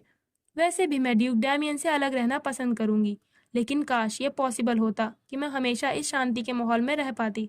वो उस न्यूज़पेपर को सड़क पर गिरा देती है। क्लोई ने डैमियन को लेटर लिखकर भेजा होता है। क्लोई ने लेटर में लिखा होता है, योर ग्रेस, आपकी कृपा से वर्डियर स्टेट में सब कुछ ठीक है। मुझे आशा है कि जिस काम के कारण आपको बुलाया गया है वो जल्द ही पूरा हो जाएगा। अगर कोई जरूरी बात सामने आई तो मैं आपको दोबारा लेटर लिखूंगी। क्लोई वर्डियर। डैमियन उस लेटर को पढ़ने के बाद कहता है, क्लोई वर्डियर, हाँ? क्या उसका इरादा मेरा सरनेम वन थीसे लेने का नहीं था? वो खुद के बारे में चल रही अफवाहों से परिचित होता है जो रेड वेल न्यूज़पेपर में छपी थी। डैमियन बोलता है, क्लोई ने जरूर ये खबर देखी होगी, पर फिर भी उसने इसके बारे में लेटर में कुछ भी नहीं लिखा। ये खबर पढ़कर तुम्हें कैसा महसूस हुआ होगा क्लोई? क्या तुम शर्म के मारे रोने लगी थी? पर नहीं, शायद तुमने हर बार की तरह खुद को रोक रखा होगा। क्लोई, तुम इस बात से अनजान हो कि तुम्हारी यही बात मुझे सबसे ज्यादा परेशान करती है। वो मुस्कुराकर अपनी टेबल पर से एक न्यूज आर्टिकल पढ़ने के लिए उठाता है। उस आर्टिकल में लिखा होता है, अपने हनीमून के वक्त के दौरान ड्यूक थीसे का किसी और के साथ सीक्रेट लव अफेयर होने से शाही राजगद्दी के वारिस प्रिंस जोहानिस की पकड़ मजबूत हुई है। इसी बीच राजा की बिगड़ती हालत की अफवाहें फैल रही हैं। डैमियन बोलता है, उन्होंने बिल्कुल वही बताया है जो मैंने उनसे कहा था। शायद ये खबर डैमियन नहीं छपाई होगी। खैर, क्लोई की कही बात कि वो हर तरह से ड्यूक की मदद करेगी, डैमियन उसी के बारे में ध्यान कर रहा होता है। वो बोलता है, जैसे तुम कुछ भी करोगी लेडी क्लोई वर्डियर। डैमियन सोचता है, जब भी मैं उसके बारे में सोचता हूँ मुझे अचानक किसी चीज को पकड़ने की इच्छा होती है। जिस पल मैंने उसे देखा उसी पल से वो मेरे दिमाग पर छा गई है। मुझे ये देखकर गुस्सा आया कि वो घायल सैनिकों के बीच घूम रही थी और उनका इलाज कर रही थी। उस वक्त उसे आसानी से उन्हीं लोगों के बीच का हिस्सा समझा जा सकता था। हर बार जब भी मैं उसे इस तरह से देखता था तो मेरे अंदर एक अजीब सी फीलिंग उठती थी, जैसे कि मेरा मुंह खट्टा सा हो जाता था। वो क्लोई के बनाए हुए ग्लव्स निकाल लेता है। डैमियन बोलता है, शायद अगली बार मुझे उसे एक कमरे में बंद कर देना चाहिए और सारा दिन बस उसे सिलाई करने को कहना चाहिए, और जब उसके पास सिलाई करने के लिए कपड़े खत्म हो जाते तो मैं उससे अपने शरीर पर कढ़ाई करवाता। दिन अगले दिन ड्यूक डैमियन राजा यानी प्रिंस जोहानिस के पिता से मिलने राजमहल में आता है। राजा बिस्तर पर लेटे होते हैं। वो खांसते हुए बोलते हैं, अब मेरे पास ज्यादा वक्त नहीं बचा है। डैमियन, मुझे यकीन है कि मेरे जाने के बाद भी तुम जोहानिस की अच्छी सेवा करोगे। मुझे पता है कि तुम ये जानते होगे कि जोहानिस दिमागी तौर पर स्वस्थ नहीं है। तुम भगवान के सामने कसम खाओ कि तुम जोहानिस की ओर हमेशा वफादार रहोगे। डैमियन बोलता है, हाँ, मैं ऐसा ही करूंगा, अगर वो मेरी वफादारी के लायक राजा रहा तो। राजा चिल्लाकर कहते हैं, तुमने क्या कहा? एक प्रजा का फर्ज है कि वो अपने राजा की सेवा करे। डैमियन बोलता है, तब तो ये साफ हो जाएगा कि इस देश का भविष्य क्या होने वाला है। ये देश किसी ऐसे इंसान के हाथों में है जो बिना किसी को पता चले पागल हो गया है। वैसे मैं अपने आखिरी शब्द वापस लेता हूँ। आप और मैं उसके पागलपन को अच्छे से जानते हैं और वो लोग भी जानते हैं जो उसके हाथों मारे गए हैं। ऐसी अफवाहें फैल रही हैं कि प्रिंस जोहानिस के कमरे से एक के बाद एक बॉडी निकाली जा रही हैं। लोगों को ये बात जल्द ही पता चल जाएगी कि ये सिर्फ अफवाहें नहीं हैं। वो राजा का हाथ पकड़कर कहता है, योर मैजेस्टी, मैंने जंग के मैदान में अपनी जान हथेली पर रखी, केवल इस देश के लिए। मैं हमेशा देश के लिए लड़ने को तैयार रहूंगा। तो क्या ये सही नहीं है कि ये राजगद्दी उस इंसान को मिले जो इसके काबिल हो? राजा चिल्लाते हैं, तुम्हारी मेरे सामने ऐसे बात कहने की हिम्मत कैसे हुई डैमियन? डैमियन खड़ा होकर बोलता है, जोहानिस का पागलपन अभी के लिए एक राज हो सकता है, लेकिन योर मैजेस्टी, आप अपनी हथेली से पूरे आसमान को नहीं ढक सकते। राजा कहते हैं, डैमियन, कब से तुमने ऐसी स्वार्थी जुनून पाल रखे हैं? डैमियन बोलता है, आप पूछ रहे हैं कब से? जिस दिन से मैं पैदा हुआ योर मैजेस्टी। डैमियन वहां से चला जाता है। इधर क्लोए अपने वर्डियर हाउस में बैठी एक किताब पढ़ रही होती है। वो सोचती है, ड्यूक थीसे और मार्चिलोनेस इजाबेला, शायद मुझे उस न्यूज़पेपर के आर्टिकल पर करीब से नजर डालनी चाहिए थी। वो किताब बंद करके सोचती है, नहीं क्लोए, भूल जाओ, इसका भला मेरे लिए क्या महत्व है। तभी डैड उसके रूम में आते हैं। वो कहते हैं, मेरी प्यारी क्लोए, तुम्हारे लिए ड्यूक थीसे का एक लेटर आया है। लगता है वो भी इस अफवाह वाले न्यूज आर्टिकल से परेशान थे। क्लोए लेटर लेकर सोचती है, यहाँ से जाने के बाद ड्यूक ने एक बार भी मुझे लेटर नहीं लिखा। अब क्या बात हो सकती है? डैमियन ने लेटर में लिखा होता है, मेरी प्यारी पत्नी क्लोए वन थीसे, तुम थीसे स्टेट में जाकर एक डचेस के तौर पर अपनी ड्यूटी निभाओ और वहां मेरा इंतजार करो। मैं आशा करता हूँ कि तुम भी हमारी मुलाकात के लिए उतनी ही बेसब्री से इंतजार कर रही होगी जितना कि बेसब्री से मैं कर रहा हूँ। तुम्हारा husband Damian Ernest von Theese. Then अगले दिन क्लोए थीसे मेंशन के लिए जाने को तैयार होती है। जाने से पहले लॉर्ड वर्डियर कहते हैं, गिल्स, मैं भरोसा करता हूँ कि तुम थीसे स्टेट तक क्लोए के साथ उसे वहां तक सही सलामत पहुंचा दोगे। गिल्स बोलता है, आप चिंता न करें सर। क्लोए कहती है, डैड, गिल्स ठीक कह रहा है, अब मैं छोटी बच्ची नहीं रही। डैड क्लोए का हाथ पकड़कर बोलते हैं, तुम और एलिस हमेशा ही मेरे लिए छोटी बच्ची रहोगी। क्लोए कहती है, हाँ, जब हम दोनों बूढ़े हो जाएंगे फिर भी आप यही कहेंगे। डैड कहते हैं, तुमने सही कहा, अब तुम एक ऊंचे घराने की डचेस बन चुकी हो और तुम्हें बहुत पहले ही मेरा साथ छोड़ देना चाहिए था। डैड इमोशनल हो जाते हैं। क्लोए उन्हें गले लगा लेती है। क्लोए सोचती है, काश मैं आपके पास हमेशा रह पाती, मैं थीसे स्टेट नहीं जाना चाहती। वो कहती है, डैड आप चिंता ना कीजिए, आपने तो देखा ही है कि ड्यूक मुझसे कितना प्यार करते हैं, सब कुछ अच्छा होगा, तो इसीलिए आप मुझे खुशी खुशी विदा कीजिए। अब क्लोए और गिल्स ट्रेन में बैठे होते हैं। गिल्स कहता है, माई लेडी, मेरे लिए किसी लग्जरी ट्रेन के बजाय मालगाड़ी से जाना ही ठीक रहता, ये कंपार्टमेंट मेरे लिए कुछ ज्यादा ही बढ़िया है। क्लोए बोलती है, हमें 2 दिनों तक सफर करना है, वैसे भी अब जल्द ही मैं अधिकतर अकेले ही समय बिताऊंगी। बाहर स्नोफॉल होने लगती है। देन 2 दिनों तक सफर करने के बाद वो दोनों थीसे कैसल के दरवाजे के सामने खड़े होते हैं। वहां से एक मेड आकर उन्हें ग्रीट करती है। वो बोलती है, मैं यहाँ की मेड एलिजा हूँ। क्लोए सोचती है, ये कैसल तो बहुत बड़ा है, इसके बावजूद मुझे यहाँ लेने के लिए केवल एक पर्सन बाहर आया। इसका सीधा मतलब यही है कि यहाँ मेरा स्वागत नहीं किया जा रहा। क्लोए मेड से कहती है, तुम्हारे स्वागत के लिए शुक्रिया, तो क्या आप मेरे अटेंडेंट के लिए उसकी वापसी सफर पर ले जाने के लिए कुछ खाने का इंतजाम कर सकती हैं? ये मुझे यहाँ तक लाने से थक गए हैं। मेड कहती है, ठीक है। गिल्स भी क्लोए के साथ अंदर आने लगता है। तभी वो मेड बोलती है, मैं आपके अटेंडेंट के लिए किसी मेड को बुलवाती हूँ। लेडी क्लोए, केवल आप मेरे पीछे आइए। क्लोए गिल्स से कहती है, मुझे माफ करना गिल्स, शायद मैं तुम्हें विदा नहीं दे सकूंगी। क्लोए मेड के पीछे पीछे जाने लगती है। गिल्स उसे लाचार नजरों से देख रहा होता है। क्लोए ड्यूक डैमियन की मॉम से मिलने आती है। वो कहती है, मैं क्लोए हूँ, आपसे मिलना मेरे लिए सम्मान की बात है। स्टेशन से हमें लाने के लिए गाड़ी का इंतजाम करने के लिए आपका शुक्रिया। डैमियन की मॉम बोलती हैं, मेरी ओर देखो क्लोए। क्लोए अपना सर उठाती है। मॉम बोलती हैं, वैसे तुम काफी सुंदर हो। क्लोए उनकी ओर देखकर सोचती है, ड्यूक थीसे जरूर अपनी माँ के ऊपर गए हैं। मॉम कहती हैं, तुम बिल्कुल उस पहले हिरन की तरह दिखती हो जिसे डैमियन ने बचपन में पकड़ा था। वो आगे बोलती हैं, क्या तुम्हारे पास कोई छिपा हुआ खजाना है या फिर तुम्हें शाही परिवार के अलमारियों में छिपे कंगालों के बारे में जानकारी है? क्लोए कहती है, जहाँ तक मुझे पता है ऐसा कुछ भी नहीं है योर ग्रेस। मॉम बोलती हैं, तो इसका मतलब ये होगा कि डैमियन ने कोई दूसरी वजहों से तुम्हें अपनी ब्राइड के तौर पर चुना होगा।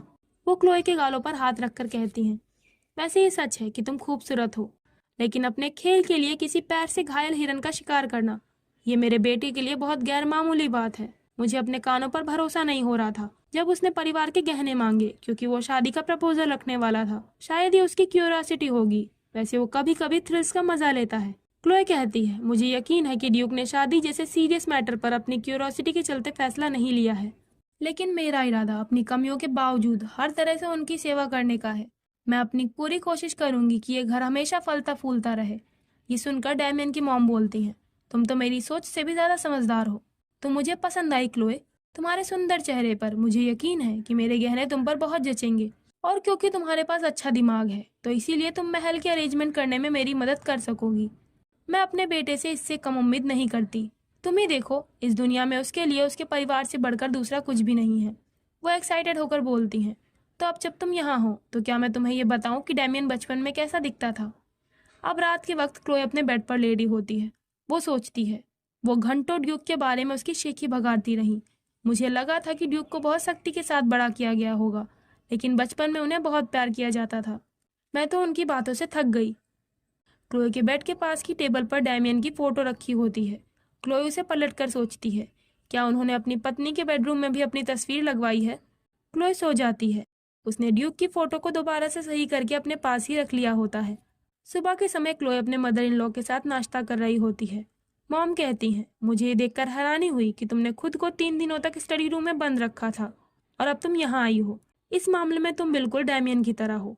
एक बार जब वो किसी चीज पर ध्यान देना शुरू करता है तो वो उगते सूरज की ओर भी नहीं देखता। तो क्लोए, तुम किस मुद्दे पर बात करना चाहती हो। क्लोए वहाँ खड़ी मेड एलिजा से बोलती है, क्या तुम हमें कुछ वक्त के लिए प्राइवेसी दे सकती हो एलिजा।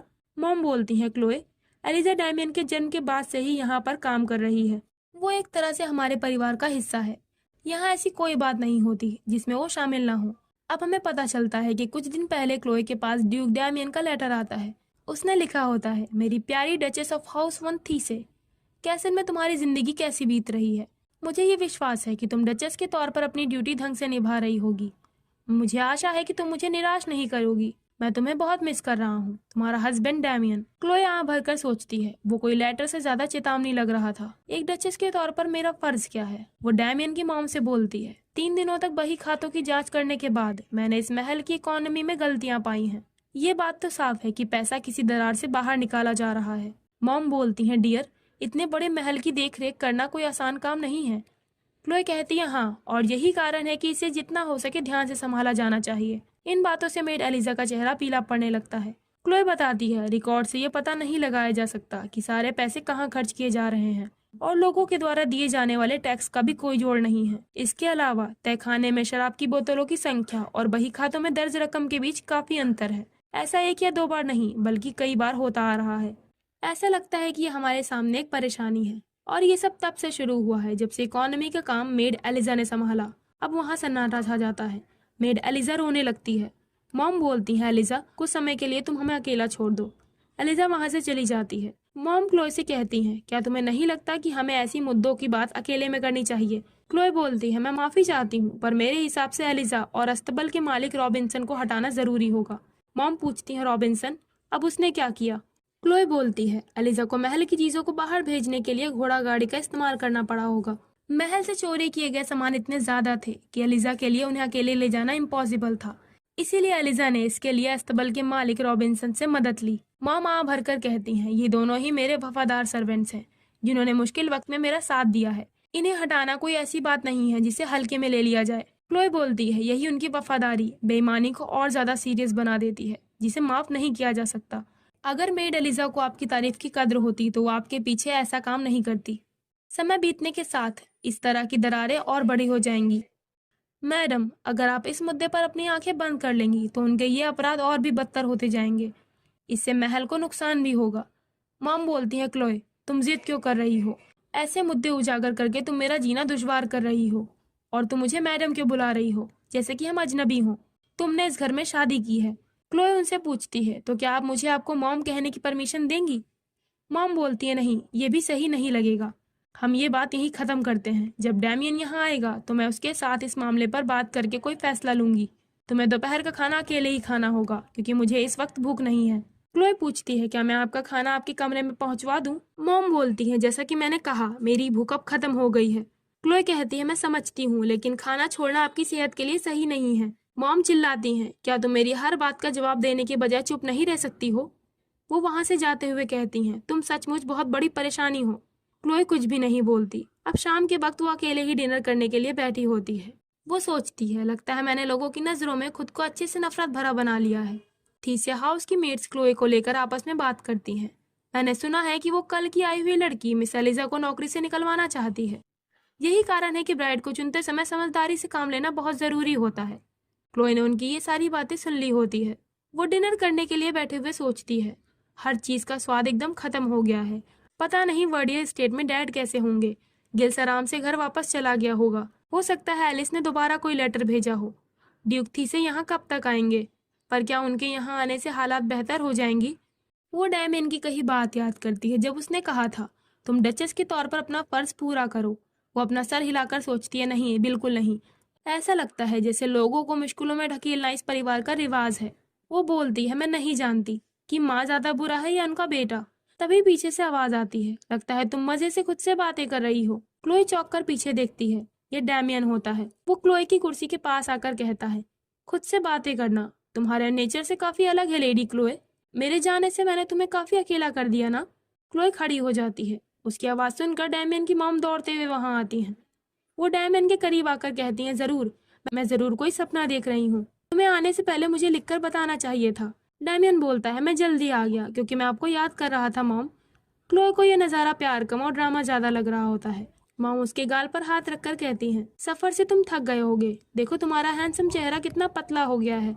डैमियन बोलता है, ऐसा नहीं है, मैं तो फर्स्ट क्लास की शराबें चख रहा था। वैसे यहाँ आने की भाग दौड़ में मुझे काफी जोरों की भूख लगी है, लगता है मुझे कुछ खाना चाहिए। मॉम कहती हैं, जरूर, मैं अभी तुम्हारे लिए कुछ बनवा देती हूँ। डैमियन कहता है, इसकी कोई जरूरत नहीं है, मेज पर पहले से ही बहुत कुछ है। क्लोए के खाने के लिए टेबल पर कई सारी चीजें रखी होती हैं। डैमियन मॉम से कहता है, आप सर्वेंट से कहिए कि वो एक टेबल और सेट कर दें। टेबल पर खाना लग जाता है। डैमियन पूछता है, क्लोए, जब मैं बाहर था तो क्या तुम्हें यहाँ सब कुछ ठीक मिला? क्लोए बोलती है, जी हाँ। वो अपनी नजरें नीचे करके कहती है, सब लोग काफी काइंड है, उन्होंने मेरा यहाँ रहना मजेदार बना दिया। डैमियन बोलता है, सुनकर अच्छा लगा। वो खाने की एक बाइट लेता है, तभी वो टेबल पर रखी चीजों को पलट देता है। वो उस खाने को उगलकर गुस्से में बोलता है, तुरंत डॉक्टर को बुलाओ। मॉम पूछती है, क्या हुआ, हमें डॉक्टर को क्यों बुलाना चाहिए? डैमियन बोलता है, इस परिवार के फैमिली डॉक्टर होने के तौर पर वो आपको सेहतमंद नहीं रख पाया, इसीलिए मैं उन्हें खत्म कर दूंगा। मॉम बोलती है, मैं बिल्कुल ठीक हूँ, और डॉक्टर ने क्या किया है? तुम आखिर किस बारे में बात कर रहे हो? डैमियन कहता है, मॉम, आप बिना किसी शिकायत के इस बेकार खाने को खा रही हैं। इससे पता चलता है कि आपकी जीभ का टेस्ट सीरियस तौर पर गड़बड़ हो चुका है। मॉम कहती हैं, कुछ भी गड़बड़ नहीं है, और डॉक्टर ने कुछ नहीं किया है, उसे सजा देने के बारे में भूल जाओ। डैमियन बोलता है, क्या आप श्योर हैं? ये खाना बेहद सख्त है, सब्जियां सूखी और सिकुड़ी हुई हैं, सूप तो ऐसा लगता है जैसे काफी दिनों पुराना हो, और ये शराब हमारी मेज पर परोसने लायक नहीं है। फिर भी क्या आप इसके बारे में जानती थी मॉम? तो ठीक है, किचन के बावर्ची को यहाँ लेकर आओ। अब महल की मेन शेफ वहाँ कुछ मेट्स और अटेंडेंट के साथ आती है। शेफ कंफ्यूज होकर कहती है, मुझे समझ नहीं आ रहा कि गरीबों के लिए बचा हुआ खाना यहाँ कैसे परोस दिया गया। मुझे ऐसा लगता है कि जिन लोगों को टेबल सेट करने का काम सौंपा गया था, उन्होंने कोई ना कोई गलती जरूर की होगी। पीछे खड़े सर्वेंट्स काफी डरे हुए होते हैं। वो अचानक अपने घुटनों पर बैठकर कहते हैं, हमसे पाप हुआ है, प्लीज हमें माफ कर दीजिए योर ग्रेस। डैमियन गुस्से में बोलता है, क्या तुम लोग मेरी परिवार की इस तरह बेइज्जती करने के बाद भी जिंदा रहने की उम्मीद करते हो? मैं ऑर्डर देता हूँ, इन्हें काल कोठरी में फेंक दो और इनके शरीर के टुकड़े टुकड़े करके। तभी क्लोई कहती है, योर ग्रेस, एक मिनट रुकिए, ये केवल खाना था, अब इस छोटे से अपराध के लिए इन लोगों को माफ कर दीजिए। डैमियन बोलता है, माय डियर वाइफ, ये खाना गरीबों के लिए था। मैंने तुम्हें साफ तौर पर कहा था कि तुम डचेस के तौर पर अपनी ड्यूटी निभाना, पर लगता है तुम्हें मेरा मतलब समझ नहीं आया। यहाँ बैठकर किसी तरह का विरोध किए बिना ऐसे बेकार बचे हुए खाने को खाना, ये मेरे नाम की तौहीन है। तुम जिस परिवार से हो वो इतना दरियादिल हो सकता है, पर तुम में इतना तो कॉमन सेंस होना ही चाहिए। क्लोए बोलती है, मैं अपनी लापरवाही के लिए माफी चाहती हूँ, लेकिन आपकी पत्नी और इस घर की लेडी के तौर पर मैं आपसे रिक्वेस्ट करती हूँ कि आप इन लोगों पर दया दिखाइए और इन्हें छोड़ दीजिए। अब बस केवल इन्हें एक मौका दीजिए। डैमियन क्लोए की बात मान जाता है। दिन रात के वक्त क्लोए अपने रूम में होती है। वो सोचती है, किसी तरह से मैं उन सर्वेंट्स की जान बचाने में कामयाब रही। क्लोए के कहने पर डैमियन ने उन सर्वेंट्स को माफ कर दिया होता है। क्लोए आराम से लेटकर सोच रही होती है, आज का दिन काफी लंबा रहा। ये गनीमत रही कि मुझे उन लोगों को मरता हुआ नहीं देखना पड़ा। तभी मेड उसके रूम में आकर कहती है, माय लेडी, ड्यूक आपको अपने रूम में बुला रहे हैं। क्लोए सोचती है, अब इस वक्त इन्हें क्या काम है। वो बोलती है, तुम उनसे बोल दो कि मैं तैयार होकर वहां आती हूँ। उसी वक्त डैमियन खुद क्लोए के रूम में आ जाता है। वो कहता है, तुम्हें क्या तैयारी करनी है? तुम्हें इस वक्त ज्यादा मैनर्स और बहुत अच्छी ड्रेस की कोई जरूरत नहीं है। क्लोए जल्दी से अपने कपड़े ठीक करने लगती है। डैमियन बोलता है, तुम इस बात से सहमत हो ना मेरी प्यारी वाइफ? क्लोए कहती है, मैं तैयार होकर आपके कमरे में आऊंगी, तो प्लीज आप मुझे कुछ वक्त दीजिए योर ग्रेस। डैमियन बोलता है, जैसा कि मैंने कहा, ये सब दिखावे की कोई जरूरत नहीं है। क्लोए अपने बेड से उतरने लगती है। डैमियन उसकी शॉल पकड़कर बोलता है, क्या तुम अपनी सपोर्टिंग स्टिक के बगैर अपने बेड से भी नहीं उतर पाती हो? क्लोए बोलती है, यह आसान नहीं है। मैं छड़ी के बगैर जमीन पर गिर सकती हूँ, तो क्या आप मुझे गिरता हुआ देखना चाहते हैं? डैमियन सोचते हुए बोलता है, ये देखना प्यारा लगेगा। वो उसके सामने अपना हाथ बढ़ाकर कहता है, मेरी पत्नी, तो क्या हम मेरे रूम में चले? वो दोनों डैमियन के रूम में आ जाते हैं। क्लोए पूछती है, काफी रात हो चुकी है, क्या ये कोई बहुत जरूरी काम है जिसके लिए आपको मेरी मदद की जरूरत थी? डैमियन बोलता है, तुम जरा सोचो क्लोए, हमारे लिए इस वक्त क्या काम हो सकता है? क्लोए सोच में पड़ जाती है। डैमियन उसकी ओर देखकर मन में बोलता है, मैं इसे देखकर बता सकता हूँ कि ये क्या सोच रही है। वो बोलता है, मैं तुम्हें डचेस के तौर पर अपनी ड्यूटी को ईमानदारी से निभाने के लिए इनाम देना चाहता हूँ। क्लोए कहती है, वैसे मैंने ऐसा कोई काम नहीं किया है। डैमियन कहता है, तुमने मुझे मेड एलिजा और रॉबिन्सन से छुटकारा दिलाया है। क्लोए पूछती है, यानी आपको उन लोगों की साजिश और बेईमानी के बारे में पहले से ही पता था? डैमियन बोलता है, मैं अपनी माँ से बहुत प्यार करता हूँ और मैं जानता हूँ कि वो उन दोनों से कितनी जुड़ी हुई थी, इसीलिए मैंने उन दोनों के बुरे कामों पर अपनी आंखें मूंद ली थी। वो क्लोए का चेहरा देखकर बोलता है, तुम ऐसी शक्ल क्यों बना रही हो? क्या ये बहुत चौंकाने वाली बात है कि मैं अपनी माँ से बहुत प्यार करता हूँ? वैसे तुम थोड़ी डरी हुई लग रही हो, बात क्या है क्लोए? क्लोए अपना चेहरा पलटकर बोलती है, नहीं कुछ भी नहीं। डैमियन सोफे से उठकर बोलता है, हालांकि वो स्वभाव से थोड़ी चिड़चिड़ी और नादान है, पर उन्होंने ही मुझे जन्म दिया है। वो फिलहाल हमारे साउथ विला में अपना समय बिताएंगी। वो अपनी प्यारी एलिजा और चहीते रॉबिन्सन के निकाले जाने से बहुत दुखी हैं। वो क्लोए के पास एक गिफ्ट बॉक्स लाते हुए कहता है, मॉम को अपने वातावरण में बदलाव और ताजी हवा का मिलना काफी ज्यादा जरूरी है, और इससे तुम्हें यहाँ पर अपनी जिंदगी को ढंग से शुरुआत करने में मदद मिलेगी क्लोए। क्लोए सोचती है, क्या ये इंसान मुझे अपनी काइंडनेस दिखा रहा है? वो क्लोए के सामने टेबल पर गिफ्ट बॉक्स लाकर बोलता है, इसे खोलो। क्लोए इस बॉक्स को खोलती है। डैमियन कहता है, मैंने सोचा था कि मैं तुम्हें उस सपोर्टिंग स्टिक जो कि तुम अक्सर खो देती हो, उससे कोई बेहतर चीज दूंगा। ये एक ब्रेस है। एक बार जब तुम्हें इसकी आदत हो जाएगी तो तुम बिना किसी स्टिक के सहारे आराम से चल पाओगी। तुम ये पहनकर ट्राई करो ताकि मैं देख सकूं ये कामगर है या नहीं। क्लोए इस बॉक्स को बंद करते हुए बोलती है, इस प्रेजेंट के लिए आपका बहुत बहुत शुक्रिया, लेकिन इस चीज का इस्तेमाल करना या ना करना गिफ्ट लेने वाले की समझ पर निर्भर करता है। मैं इसे किसी और वक्त पहन के ट्राई करूंगी। क्लोए मन में कहती है, मुझे नहीं पता कि ब्रेस को कैसे यूज करते हैं, और मैं ये नहीं चाहती कि मुझे इधर उधर लंगड़ाते और गिरते हुए ड्यूक के द्वारा देखा जाए। ये तो साफ है कि ये मेरा मजाक उड़ाना चाह रहे हैं। डैमियन बोलता है, तुम कह रही हो अपनी समझ? हाँ, तो फिर मिस क्लोए, मैं मानता हूँ तुम सोचती होगी कि अपने नौकर को अपने रूम में बुलाना भी तुम्हारी समझ पर निर्भर होना चाहिए, है ना? ये सुनकर क्लोए सरप्राइज हो जाती है। डैमियन बताता है, जब तुम थीसे परिवार का एक हिस्सा हो तो तुम्हें हर तरह की खबर सुनने को मिलती है, चाहे वो तुम सुनना चाहो या नहीं। सो क्लोए वन थीसे एक अटेंडेंट के लिए जो काफी है, उससे कहीं ज्यादा नरमी दिखाने के पीछे तुम्हारी क्या वजह है? डैमियन कड़ी आवाज में बोलता है, और तुम उसे यहाँ तक लेकर आ गई थी। क्लोए कहती है, गिल्स एक वफादार अटेंडेंट है जो बचपन से ही हमारे वर्डियर परिवार के लिए काम करता आ रहा है, इससे ज्यादा और कुछ भी नहीं। इस पर डैमियन बोलता है, जब मैं बच्चा था तभी से मेरी माँ की जगह एलिजा ने मुझे पाला पोसा, इसके बावजूद उसने हमारा भरोसा तोड़ दिया। तुम इस पर क्या कहोगी? क्लोए आंख भरकर कहती है, मैं आपसे विनती करती हूँ कि आप मेरी बेइज्जती करना बंद कर दीजिए। डैमियन बोलता है, मैं तुम्हारी बेइज्जती नहीं कर रहा, बल्कि मैं तुम्हें सलाह दे रहा हूँ। तुम्हारा वो वफादार अटेंडेंट गिल्स इस स्टेट के रेलवे स्टेशन से बाहर नहीं गया है। अगर यहाँ के लोगों को यह पता लगे कि वो यहीं पर रह गया सिर्फ अपनी प्यारी मालकिन की ओर चाह और लगाव की वजह से, इससे तुम क्या अनुमान लगा सकती हो कि वो लोग तुम्हारी पीठ पीछे कैसी बातें फैलाएंगे? क्लोए सोचती है, क्या गिल्स अभी तक वर्डियर स्टेट वापस नहीं गया? पर ऐसा कैसे हो सकता है?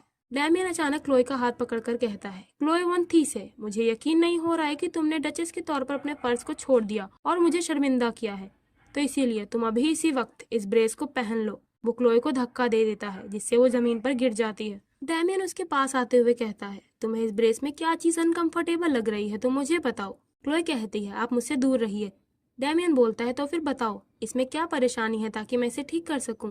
क्लोए कहती है, ये ब्रेस ही अनकंफर्टेबल है क्योंकि मुझे इसकी कोई जरूरत नहीं है, इससे मुझे केवल दर्द होगा। डैमियन कहता है, जब तुम्हें इसकी आदत हो जाएगी तो ये सही रहेगा, बस इसके लिए कुछ वक्त की जरूरत होगी। वो पूछता है, क्लोए क्या तुम रो रही हो? क्लोए बोलती है, मैं भला क्यों रोऊंगी? डैमियन कहता है, हाँ, एक डचेस के लिए बच्चों जैसा रोना सही नहीं है। वो जबरदस्ती क्लोए को वो ब्रेस पहनाने लगता है। क्लोए चिल्लाकर बोलती है, योर ग्रेस, आप सच में एक डेविल हैं।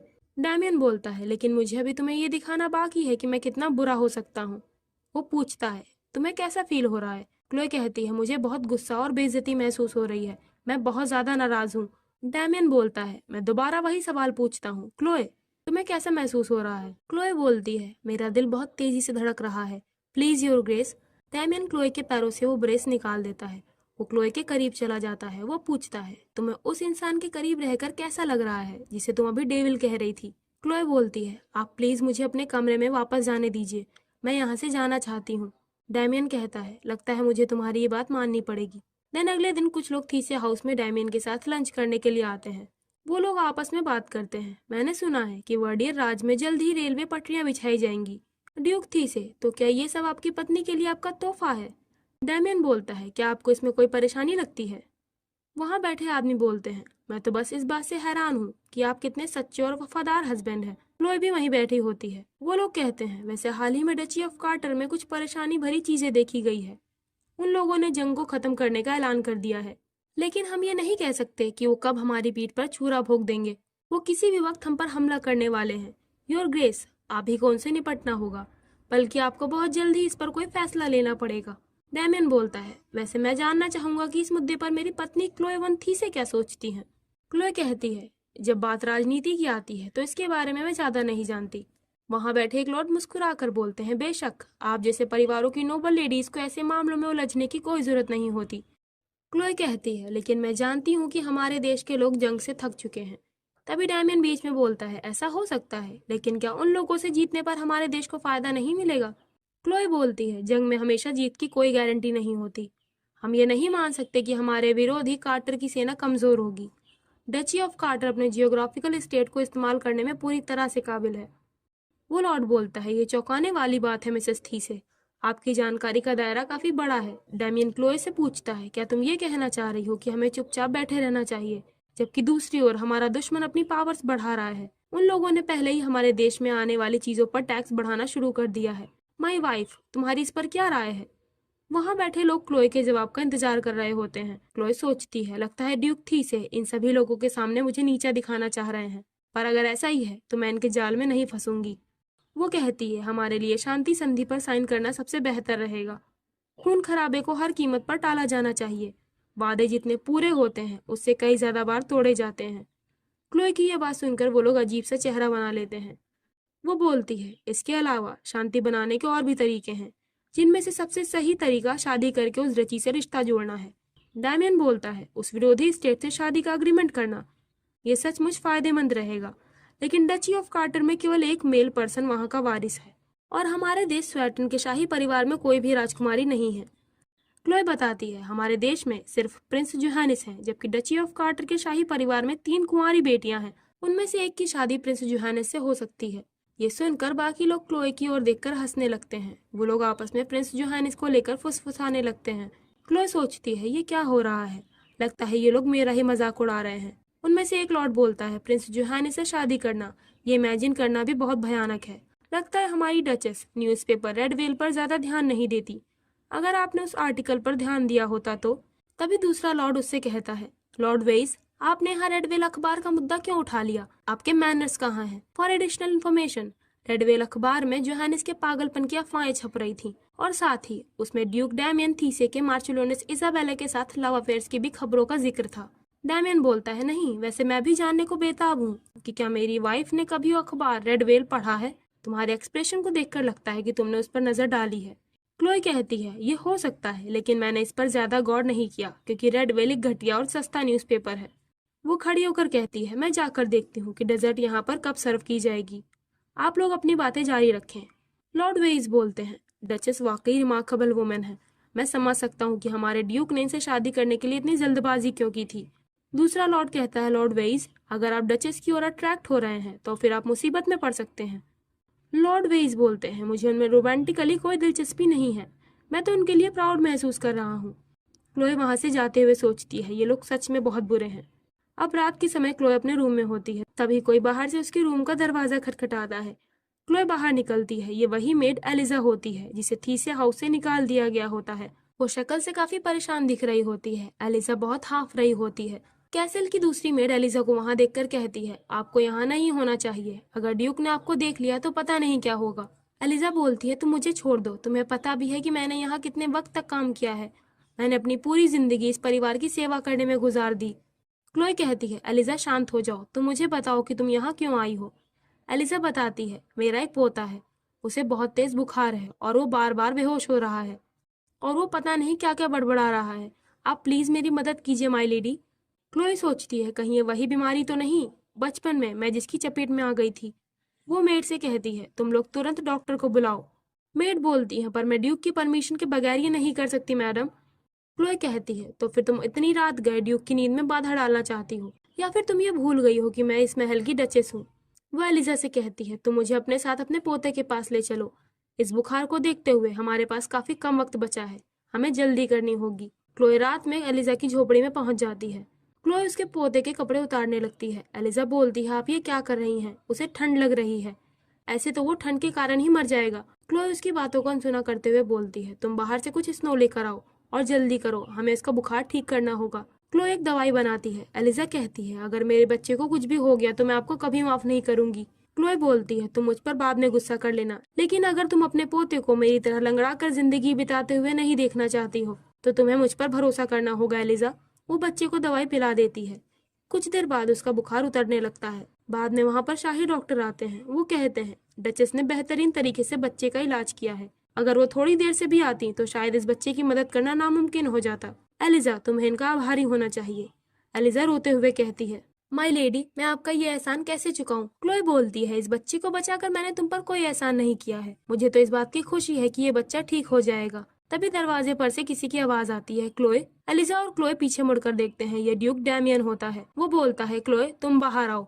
अब साथ में महल की ओर वापस जाते वक्त क्लोई डैमियन से बताती है, एलिजा ने हमारे महल में जो पैसे चुराए थे उसे उसके बेटे ने बर्बाद कर डाला। वो जुए में सब कुछ हार गया था। एलिजा का पोता निर्दोष है, गलती सिर्फ बड़ों की है। और वैसे भी ये देखते हुए कि एलिजा ने अपनी सारी जिंदगी थीसिया हाउस को सर्व करने में लगा दी है, आखिर वो हमारे परिवार से अलग नहीं है। क्लोई डैमियन की ओर देखती है, पर वो इस पर कोई रिएक्शन नहीं देता है। क्लोई बोलती है, योर ग्रेस, आपकी परमिशन के बगैर मैंने डॉक्टर को बुलवा लिया क्योंकि मैं आपकी नींद में खलल नहीं डालना चाहती थी। मैं माफी चाहती हूँ। डैमियन बोलता है, क्लोई, मैंने कभी भी तुमसे एक्सप्लेनेशन देने को नहीं कहा। तुम्हें अपने काम को सही ठहराने या माफी मांगने की कोई जरूरत नहीं है। मैं तो ये जानना चाहता था कि तुमने उसकी मदद करने का फैसला क्यों किया। मुझे पता चला कि तुमने एलिजा के लिए सिफारिश लेटर भी लिखा था। क्लोई कहती है, मुझे लगा कि उसे मदद की जरूरत है। और जहाँ तक सवाल है मेरे डॉक्टर को बुलाने का, बच्चे की सिचुएशन इतनी सीरियस थी कि मेरे पास बर्बाद करने के लिए समय नहीं था। डायमंड कहता है, कहीं तुमने ऐसा इसलिए तो नहीं किया ताकि तुम उसे यहाँ से निकलवाने के अपराध से पश्चाताप कर पाओ? क्लोई बोलती है, नहीं, ऐसा नहीं था। डायमंड पूछता है, तो क्या तुमने ये दया की वजह से किया क्योंकि उसके बेटे ने उसका सारा पैसा जुए में गंवा दिया? क्लोई कहती है, नहीं ड्यूक, ये भी नहीं। डैमियन उसे टीज करते हुए कहता है, तो क्या ये पॉसिबल है कि तुम्हारे मन में अपने सर्वेंट्स की ओर हमेशा सही सिंपैथी रही है? क्लोई कहती है, नहीं, ये कारण भी नहीं, योर ग्रेस, पर मैं समझ नहीं पा रही हूँ कि आप मुझसे ऐसे सवाल क्यों पूछ रहे हैं। डैमियन बोलता है, तो तुम ही बताओ क्लोई, जब तुम किसी को जानना चाहती हो तो उससे सवाल पूछने के बजाय तुम क्या करोगी? क्लोई अपनी नजरें नीचे झुकाकर बोलती है, मैं उन्हें नेचुरली जानना चाहूंगी। जब आप किसी को शांति से देखते हैं तो ऐसी चीजें हैं जो आप बिना पूछताछ के उनके बारे में जान लेते हैं। डायमंड क्लोई के हाथों की ओर देखता है जो कि ठंड के कारण लाल हो गए होते हैं। क्लोई ने कुछ भी गर्म कपड़े नहीं पहन रखे होते हैं। डायमंड उसे अपना कोट ओढ़ाकर बोलता है, लगता है तुम्हें ठंड लग रही है क्लोई। वो कहता है, मैं तुम्हें एक और गिफ्ट देने के बारे में सोच रहा हूँ। मैं गिल्स को थीसिया हाउस के अस्तबल में रॉबिन्सन की खाली जगह पर काम पे रखने की सोच रहा हूँ। वो इस वक्त वर्डियर स्टेट में लौटने के बजाय हमारे रेलवे स्टेशन पर दिहाड़ी मजदूर के तौर पर अपना गुजारा कर रहा है। मेरे ख्याल से ये बेहतर होगा। क्या तुम उसे अपने पास ही रखना चाहती हो? क्लोई खुश होकर बोलती है, हाँ, गिल्स बहुत वफादार है, मैं उसकी गारंटी देती हूँ और मैं कसम खाकर कहती हूँ कि हमारे बीच में ऐसा वैसा कुछ भी नहीं है, योर ग्रेस। डैमियन थोड़ा झुककर बोलता है, अगर ऐसा है तो क्लोई, इसके लिए मुझे एक किस चाहिए। तुम ये प्रूफ करो कि तुम्हारा रिश्ता उस अटेंडेंट के साथ बर्फ की तरह पवित्र है, तो फिर मैं खुशी से उसे नौकरी पर रख लूंगा। क्लोई बोलती है, पर अभी मेरी इच्छा नहीं है। डैमियन बोलता है, अफसोस, ऐसा लगता है कि वो बेचारा अटेंडेंट जल्दी खुद को यहाँ से बाहर जाने वाली ट्रेन में पाएगा। क्लोई बोलती है, लेकिन गिल्स को ही चुनने की आजादी कब से मिली कि वो कहाँ बसना चाहता है? डैमियन बोलता है, मैं एक वफादार और सच्चा हस्बैंड हूँ। क्लोई, तुम जितना कम यकीन मुझ पर रखोगी, गिल्स को देश में उतनी ही कम जगह मिलेगी। क्लोए उदास होकर कहती है, ये काफी बुरा है। वो बोलती है, योर ग्रेस, आप अपना चेहरा नीचे झुकाइए। तो क्लोए डैमियन की इच्छा पूरी कर देती है। डैमियन बोलता है, तुमने काफी अच्छी कोशिश की क्लोए। ये फैक्ट कि तुमने मुझे आज तक जो सबसे अच्छा चुम्बन दिया वो किसी और के लिए था, खासकर गिल्स के लिए। इससे मुझे खुशी और बेइज्जती दोनों ही महसूस हो रही है। देन अब क्लोए अपने डैड को लेटर लिखती है, डैड आप मुझे माफ कीजिएगा, मैं आपको पहले कोई लेटर नहीं लिख पाई। मैं इन दिनों काफी बिजी रह रही थी। यहाँ पर ठंड इतनी ज्यादा है कि नदी भी जम गई है। थीसिया हाउस के कर्मचारी नरम दिल के और स्वागत करने वाले हैं। ड्यूक थीसे, जो कि मेरे गार्जियन और इस महल के मालिक हैं, उन्होंने मेरे यहाँ आराम से रहने के सारे इंतजाम किए हैं। एक खबर है जो आपको सरप्राइज कर सकती है। आपने मुझे अपने पिछले लेटर में बताया था कि गिल्स के वर्डियर स्टेट में अपनी पोजीशन छोड़ने के फैसले से आप काफी परेशान थे। ऐसा लगता है कि गिल्स यहाँ आसपास टहल कर थीसे स्टेट से काफी इम्प्रेस हुआ है। ड्यूक ने गिल्स को प्रपोजल दिया है कि वो यहाँ थीसे हाउस के अस्तबल में काम कर सकता है। जैसा कि आप देख सकते हैं, मेरा यहाँ पर काफी सम्मान किया जा रहा है और मैं शांति से रह रही हूँ, तो आपको चिंता करने की कोई जरूरत नहीं है। आप अपनी सेहत का ख्याल रखिएगा। आपकी प्यारी बेटी क्लोए वर्डियर। क्लोए डैमियन के पास आती है। वो बिलियर्ड्स गेम खेल रहा होता है। क्लोए बोलती है, आपने मुझे यहाँ आधी रात को क्यों बुलाया है? अगर आप ये जानना चाहते हैं कि मैं अपनी ड्यूटीज को ठीक से निभा रही हूँ या नहीं, तो मैं आपको बता दूं कि आपको कोई शिकायत नहीं मिलेगी। डैमियन कहता है, क्लोए ये छड़ी पकड़ो। क्लोए पूछती है, क्या आप इस गेम में मेरे साथ मुकाबला करना चाहते हैं? डैमियन हाँ में जवाब देता है। क्लोए पूछती है, इस खेल की क्या शर्त है? डैमियन पूछता है, शर्त? क्लोए बोलती है, मुझे खेल में ऐसे मुकाबला करना पसंद नहीं जहाँ दांव पर कुछ भी ना लगा हो। डैमियन बोलता है, माई वाइफ, तुम कभी भी मुझे हैरान करने से नहीं चूकती हो, तो तुम इसमें दांव लगाना चाहती हो। क्लोए बोलती है, अगर मैं ये गेम जीत गई तो आपको मुझे रोज इतनी रात को कमरे में बुलाना बंद करना होगा। वो कहता है, अगर मैं जीता तो? क्या तुम्हें इसका ख्याल नहीं आया कि तुम हार सकती हो? तुम बहुत लापरवाह हो क्लोए। ठीक है, तो अगर मैं जीता तो मैं तुमसे कुछ लूंगा जो मुझे चाहिए। क्लोए कहती है, जरूर, आपको जो अच्छा लगे। क्लोए वो गेम खेलना शुरू करती है। वो एक शॉट लगाती है। डैमियन कहता है, ये तो फाउल था। वो बोलती है, नहीं, ये नहीं था। डैमियन उसे चिढ़ाते हुए बोलता है, तुम्हारी आंखें तुम्हें धोखा दे रही हैं माई लेडी। क्लोए सोचती है, मैं इस आदमी पर कभी यकीन नहीं कर सकती। डैमियन क्लोए की ओर देखकर सोच रहा होता है, मैं जानता था क्लोए, तुम कई मायनों में एक सरप्राइजिंग वुमेन हो, फिर भी तुमने हर बार मेरी उम्मीदों को पार किया है। डैमियन कहता है, क्या तुम जानती हो कि इस खेल का असली सार इसमें होता है कि तुम अपने अपोनेंट को गलती करने के लिए कितना उकसा सकते हो? क्लोए कहती है, हाँ, मैंने इसके बारे में सुना है। डैमियन बोलना शुरू करता है, अब से 2 दिनों बाद हमारे कुछ स्पेशल गेस्ट इस कैसल का दौरा करेंगे। मैं आशा करता हूँ कि तुम एक डचेस के तौर पर उनका स्वागत करने की पूरी कोशिश करोगी। अरे हाँ, एक बात और, उन सभी के साथ मार्चिलोनेस इसाबेला भी यहाँ आएंगी। वो क्लोए के कानों के पास आकर बोलता है, वो बहुत नखरे वाली लेडी है, इसीलिए मैं तुम्हें सलाह दूंगा कि तुम तैयारियों पर ज्यादा सावधानी बरतना। डैमियन की बातों से क्लोए का ध्यान भटक जाता है और वो गलत शॉट लगा देती है। डैमियन बोलता है, ओ डियर, लगता है तुम हार चुकी हो। क्लोए सोचती है, इन्होंने अभी क्या कहा? मार्चिलोनेस इसाबेला, आखिर ये आदमी क्या करने की सोच रहा है? डैमियन बोलता है, क्लोए, तुम हार गई हो, तो अब तुम्हें मुझे वो देना होगा जो मैं कहूंगा। क्लोए धीमी आवाज में पूछती है, और वो क्या है? डैमियन बोलता है, वही जो मैंने कल रात मांगा था। क्लोए पूछती है, ईमानदारी से बताइए, क्या आप सिर्फ यही चाहते हैं? डैमियन उसके बालों को टच करते हुए कहता है, मैं अपनी जिंदगी में इतना ईमानदार कभी नहीं रहा। तुम्हें क्या परेशानी है? तुम्ही ने पहले ये दांव वाला खेल शुरू किया था। वो सोचता है, मैं देखना चाहता हूँ क्लोए, वो सारे इमोशंस जिन्हें तुम लगातार दबाती आ रही हो, मैं उन्हें पटाखे की तरह फूटता हुआ देखना चाहता हूँ। क्लोए उसकी ओर देखकर कहती है, योर ग्रेस, मैंने कभी किसी और इंसान से इतनी बेइज्जती महसूस नहीं की। ये बड़े सम्मान की बात है कि आप मुझे इतना बेइज्जत कर रहे हैं। वो शर्त के मुताबिक डैमियन की चाह को पूरा कर देती है। डैमियन बोलता है, क्या तुम्हें कुछ और बोलना है? मैं सुन रहा हूँ। वो मन में सोचता है, हाँ क्लोए, तुम मुझ पर चिल्लाओ, तुम मुझसे पूछो कि मैं इस तरह तुम्हारी बेइज्जती कैसे कर सकता हूँ। तुम इसे अपने अंदर मत रखो, तुम मुझे दिखाओ कि तुमने अपने अंदर क्या दबा कर रखा है। क्लोए अपनी आंखों में आंसू भरकर कहती है, अगर आपकी इच्छा पूरी हो गई हो तो क्या अब मैं यहाँ से जा सकती हूँ योर ग्रेस? डैमियन उसे वहां से जाने देता है। क्लोए डैमियन के कमरे से चली जाती है। डैमियन फ्रस्ट्रेटेड होकर बोलता है, लगता है मैंने अपनी पत्नी की मेरा दिमाग खराब करने वाली क्षमता को कम समझ लिया। डैमियन ने जैसा सोचा था वैसा कुछ नहीं होता है। देन कुछ दिनों बाद वो स्पेशल गेस्ट थीसे कैसल में आ जाते हैं।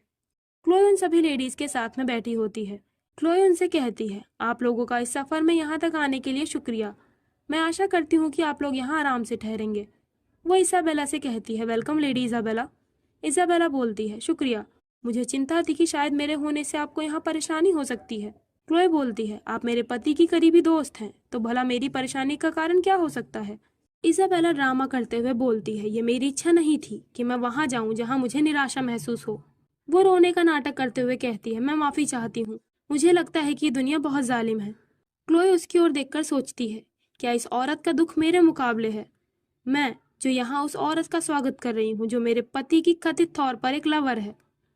क्लोए बोलती है, लेडी इजाबेला, अगर आप यहाँ अच्छा फील ना कर रही हो तो मैं आपके लिए कमरा रेडी करवा देती हूँ जहाँ आप शांति से आराम कर पाएंगी। क्या आप महल में वापस जाना चाहेंगी?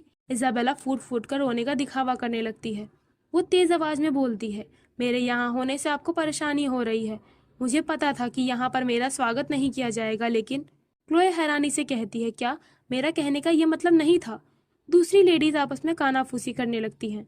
तभी वहां डैमियन आता है। वो पूछता है, यहाँ क्या हो रहा है? क्लोए बताती है, मार्सिलोनेस इजाबेला को ठीक नहीं लग रहा था, इसीलिए मैंने उन्हें सलाह दी कि वो महल में वापस लौट जाएं। डैमियन कहता है, अच्छा ये बात है। इजाबेला बोलती है, मुझे यहाँ आना ही नहीं चाहिए था, यहाँ आना मेरी ही गलती है। इस देश में विधवाओं और तलाकशुदा लोगों को किस नजर से देखा जाता है? एक दूसरी लेडी बोलती है, मुझे लगता है कि ऐसा कोई नहीं मानता लेडी इजाबेला। आपके पति गुजर गए, इसमें आपकी कोई गलती नहीं है। इसके अलावा यहाँ काफी ठंड है, वैसे मुझे भी यहाँ ठीक महसूस नहीं हो रहा है। दूसरी लेडी बोलती है, मेरी चाय पूरी तरह से ठंडी हो गई है, ये कितना बेकार है। क्लोए उनकी बातें सुनकर सोच रही होती है, इन सब के अंदर मेरे लिए दुश्मनी की फीलिंग है। शायद ये लोग इस बात को नहीं मानना चाहते कि एक गरीब लॉर्ड की विकलांग बेटी यहाँ की डचेस बन गई है। डैमियन आगे आकर बोलता है, लेडी इजाबेला, मैं आपके लिए गाड़ी बुलवा देता हूँ। तभी क्लोए खड़ी होकर बोलती है, अगर मुझे आपके यहाँ आने से बेचैनी महसूस होती तो लेडी इजाबेला, मैं पहले ही आपको यहाँ आने का इनविटेशन ना देती। अगर अब आप बेहतर महसूस कर रही हैं तो आप हमारे साथ ही रहिए, लेकिन आप अभी के लिए बीमार महसूस कर रही हैं तो आप आराम करने को जाने के लिए आजाद हैं। मैं बस यही कहना चाह रही थी। इजाबेला क्लोए के जवाब से हैरान रह जाती है। क्लोए बोलती है, मैं दूसरे मेहमानों से भी यही कहना चाहूंगी। दूसरी लेडीज बोलती है, नहीं बिल्कुल नहीं, मैं थोड़ा परेशान थी क्योंकि मैंने कभी भी इतनी बड़ी पार्टी में हिस्सा नहीं लिया था। आपकी चिंता के लिए शुक्रिया लेडी क्लोए, लेकिन मेरा यहाँ से जल्दी जाने का कोई इरादा नहीं था। क्लोए पूछती है, आप क्या चाहती हैं लेडी इजाबेला? इजाबेला बोलती है, अब मैं पहले से बेहतर महसूस कर रही हूँ, परेशानी के लिए मुझे माफ करें। क्लोए कहती है, आप सभी का शुक्रिया, हम जल्द ही आप सभी के लिए पुडिंग सर्व करेंगे, मैं आशा करती हूँ कि वो आपको पसंद आएगा। डैमियन बोलता है, हाँ ये लेडी इजाबेला की पसंदीदा डिश है। ये सुनकर क्लोए हैरान रह जाती है। वैसे इस आदमी को क्लोए के बारे में भले कुछ न मालूम हो, पर ये इजाबेला के पसंदीदा डिश के बारे में जानता है। वाह क्या कैरेक्टर है। खैर डैमियन क्लोए से कहता है, तुमने काफी अच्छे से ध्यान दिया, तुम्हारी ऐसी मेजबानी के लिए मैं तुम्हारा धन्यवाद देता हूँ माई वाइफ। क्लोए वहाँ से जाते हुए बोलती है, you're welcome your grace. Isabella अपने इविल माइंड में सोचती है, ये कितना हैरान कर देने वाला है कि इस औरत से आसानी से खिलवाड़ नहीं किया जा सकता। ये यहाँ क्लोए की बात कर रही होती है। पिछले पार्ट में हमने देखा था कि मार्चिलोनेस इजाबेला के साथ कुछ लेडीज थी से स्टेट में आई होती है। वो लेडीज आपस में बात कर रही होती है। वो कहती हैं वो मार्चिलोनेस इजाबेला ही थी जो सबसे पहले ड्यूक से मिली थी। अगर इस बारे में सोचा जाए तो उसे यह महसूस करने का पूरा अधिकार है कि जो चीज उसकी होनी चाहिए थी वो उसे नहीं मिल पाई। वो लोग आइस स्केटिंग करने के लिए स्केटिंग शूज पहन रही होती हैं। वो बोलती है, मुझे ये स्केटिंग पसंद नहीं, कल मैं वापस निकल जाऊंगी। अगर ये मेरे हस्बैंड के बिजनेस से जुड़ा ना होता तो मैं यहाँ कभी ना आती। इजाबेला उनकी बातें सुनकर सोचती है, जो मेरा होना चाहिए था वो मुझे नहीं मिला। वो क्लोए और डैमियन को साथ में आइस पर स्केटिंग करता हुआ देखती है, जहाँ क्लोए एक स्केटिंग चेयर पर बैठी होती है और डैमियन ने उसे पकड़ रखा होता है। इजाबेला सोचती है, ये तो बस मन का वहम है, मैं किसी चीज को आसानी से अपने हाथों से चले जाने देने का इरादा नहीं रखती। सभी लोग आइस पर स्केटिंग करने लगते हैं। डैमियन क्लोए से कहता है, आज का मौसम कितना सुहावना है। तो क्लोए, क्या तुम इन लेडीज के बीच भी दुश्मनी का मजा ले रही हो? क्लोए बोलती है, आपकी बदौलत सब कुछ ढंग से चल रहा है। डैमियन कहता है, इजाबेला को छोड़कर मैंने कभी नहीं सोचा था कि तुम खुद को आसानी से हारने दोगी, लेकिन तुमने मेरी उम्मीदों को पार कर दिया। क्लोए बोलती है, क्या आपको ये सिचुएशन मजेदार लगती है? डैमियन बोलता है, वैसे ऐसा कोई कारण नहीं कि मुझे ये मजेदार ना लगे माई लेडी। क्लोए बोलती है, अगर मैं सर्वेंट्स के सामने आपकी बेइज्जती होने देती तो मैं एक डचेस के तौर पर अपने सारे अधिकार खो देती, और अगर ऐसा हुआ तो मुझे मालूम है कि इससे आप पर और थीसे हाउस पर बेशक बुरा असर पड़ता। इसीलिए मैं उन लेडीज के बीच चुपचाप नहीं खड़ी रह सकी। मैंने तो बस एक डचेस होने का फर्ज निभाया है, जिस पर आप हमेशा से जोर देते हैं योर ग्रेस। डैमियन बोलता है, माई वाइफ, क्या तुम मुझसे नाराज नहीं हो? क्लोए कहती है, अगर मैं आपसे नाराज रहूं ही तो भी मैं इतनी बेवकूफ नहीं कि इसके बारे में आपको बता दूं। डैमियन पूछता है, अच्छा पर ऐसा क्यों? क्लोए बोलती है, क्योंकि इस वक्त आपके हाथों में मेरी जिंदगी है। मैं आपको इस बारे में बताकर किसी बर्फ से जमी हुई झील में नहीं गिरना चाहती। डैमियन हंसते हुए बोलता है, ऐसा कोई नहीं है क्लोए जो तुम्हारे जितना मुझे खुश कर पाता हो। इस पर क्लोए कुछ नहीं बोलती। डैमियन को उन आई हुई लेडीज में से एक का हस्बैंड बात करने के लिए बुलाता है। डैमियन उससे कहता है, मैं अपनी पत्नी को लंबे वक्त के लिए अकेला नहीं छोड़ सकता, इसलिए तुम्हें जो कहना है जल्दी कहो। वो आदमी कहता है, योर ग्रेस, मैं अपनी पत्नी के बुरे व्यवहार पर आपसे माफी मांगना चाहता हूँ।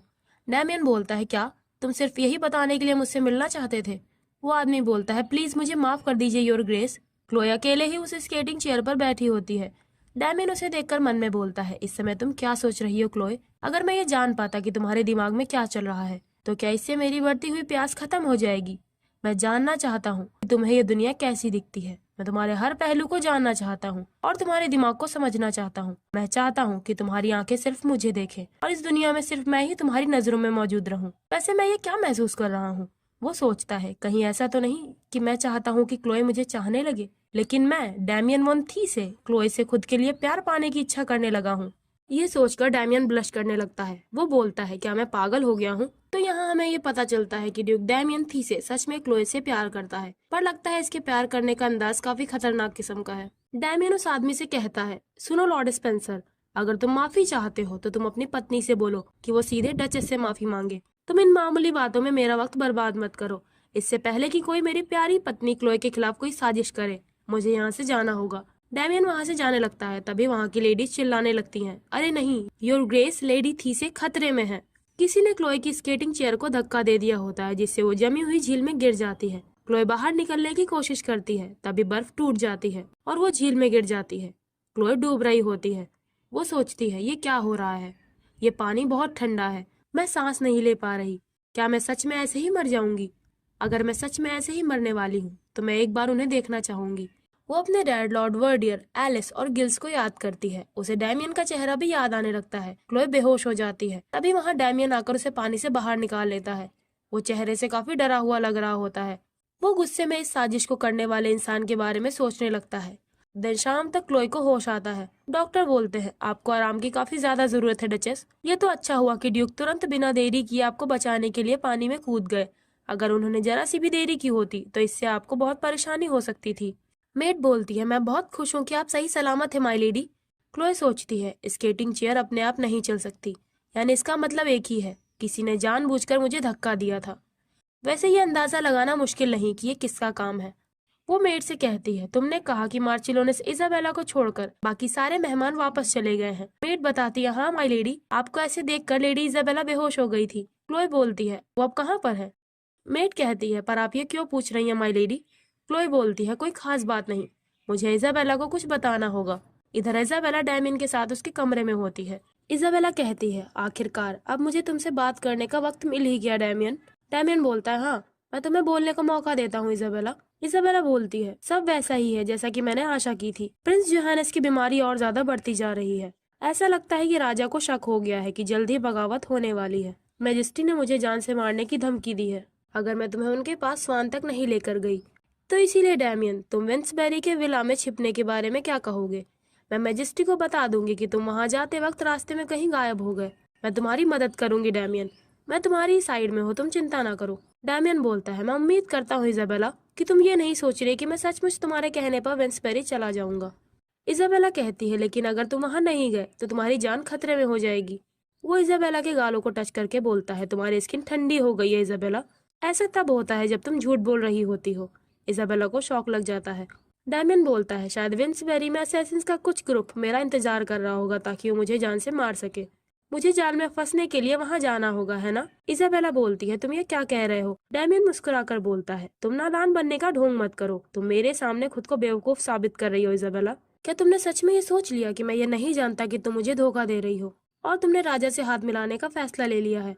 अब से मेरे और तुम्हारे बीच में कोई लेन देन नहीं होगा। तुम्हारे पास अब कोई रास्ता नहीं बचा है। इजाबेला, अगर तुम मुझे विंसबेरी तक नहीं ले जा पाई तो मैजिस्ट्री तुम्हें खत्म कर देंगे। इजाबेला फ्रस्ट्रेटेड होकर चिल्लाती है, ये सब तुम्हारी गलती है डैमियन। अगर तुमने शादी के बाद मुझे दरकिनार ना किया होता तो मेरे पास तुम्हें धोखा देने की कोई वजह ना होती।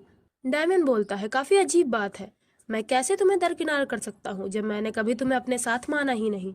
तुम्हारी बात एकदम बेतुकी है इजाबेला। तुम्हें मेरे लिए एक ही काम के लिए चुना गया था। वो काम था कि शाही मामलों की जांच करते वक्त मेरी दिखावटी लवर बनना। वैसे ये भी इम्पॉसिबल होता अगर तुम मरी हुई क्वीन की दासी न होती। तो इसाबेला हकीकत में एक शाही नौकरानी होती है। डैमियन उससे कहता है, इसके अलावा मेरे हिसाब से मैंने तुम्हारे काम के लिए तुम्हें पहले ही फीस अदा कर दी है। तो क्या हमारे रिश्ते में कुछ और भी था? वो डैमियन का पैर पकड़कर बोलती है, अगर मैं राजा के पास वापस गई तो मुझे खत्म कर देंगे। तुम मेरी मदद करो डैमियन। डैमियन सख्त आवाज में बोलता है, क्या तुम मेरी पत्नी को जान से मारने की साजिश करने के बाद भी खुद को जिंदा पाने की उम्मीद करती हो? तुम्हें क्या लगा कि मुझे इस बारे में पता नहीं चलेगा? इसाबेला गिड़गिड़ाकर कहती है, नहीं, मैंने ये नहीं किया। जब ये घटना घटी मैं तो डचेस के आसपास भी नहीं थी। डैमियन कहता है, इसाबेला उसी झूठ को बार बार दोहराकर मुझे और गुस्सा मत दिलाओ। डैमियन उसे वहीं छोड़कर जाने लगता है। इसाबेला उसे पकड़कर कहती है, डैमियन मैं तुम्हें चाहती हूँ, तुम मेरी हेल्प करो, तुम मुझे खुद से ऐसे दूर ना करो, मैंने सब कुछ तुम्हारे प्यार के लिए किया है। डैमियन आ भर कर बोलता है, बहुत देर हो चुकी है इसाबेला, तुम इसी वक्त मेरी नजरों से दूर हो जाओ। इसाबेला बोलती है, Damian please, I love you, please तुम मुझे छोड़कर मत जाओ। तभी क्लोई डैमियन के कमरे के बाहर आती है। वो इसाबेला की बातें सुन लेती है। वो अपनी मेड से बोलती है, चलो हम मेरे रूम में वापस चलते हैं। डैमियन उसकी आहट सुन लेता है। वो दरवाजा खोलकर पूछता है, क्लोए तुम जग रही हो? डॉक्टर ने तुम्हें अच्छे से आराम करने को बोला है, तुम यहाँ क्यों हो? क्लोए दिखावटी स्माइल करते हुए बोलती है, मैं मार्चिलोने से इसाबेला से मिलकर इस सब के लिए माफी मांगना चाहती थी। डैमियन बोलता है, वो इस वक्त किसी से मिलने की हालत में नहीं है।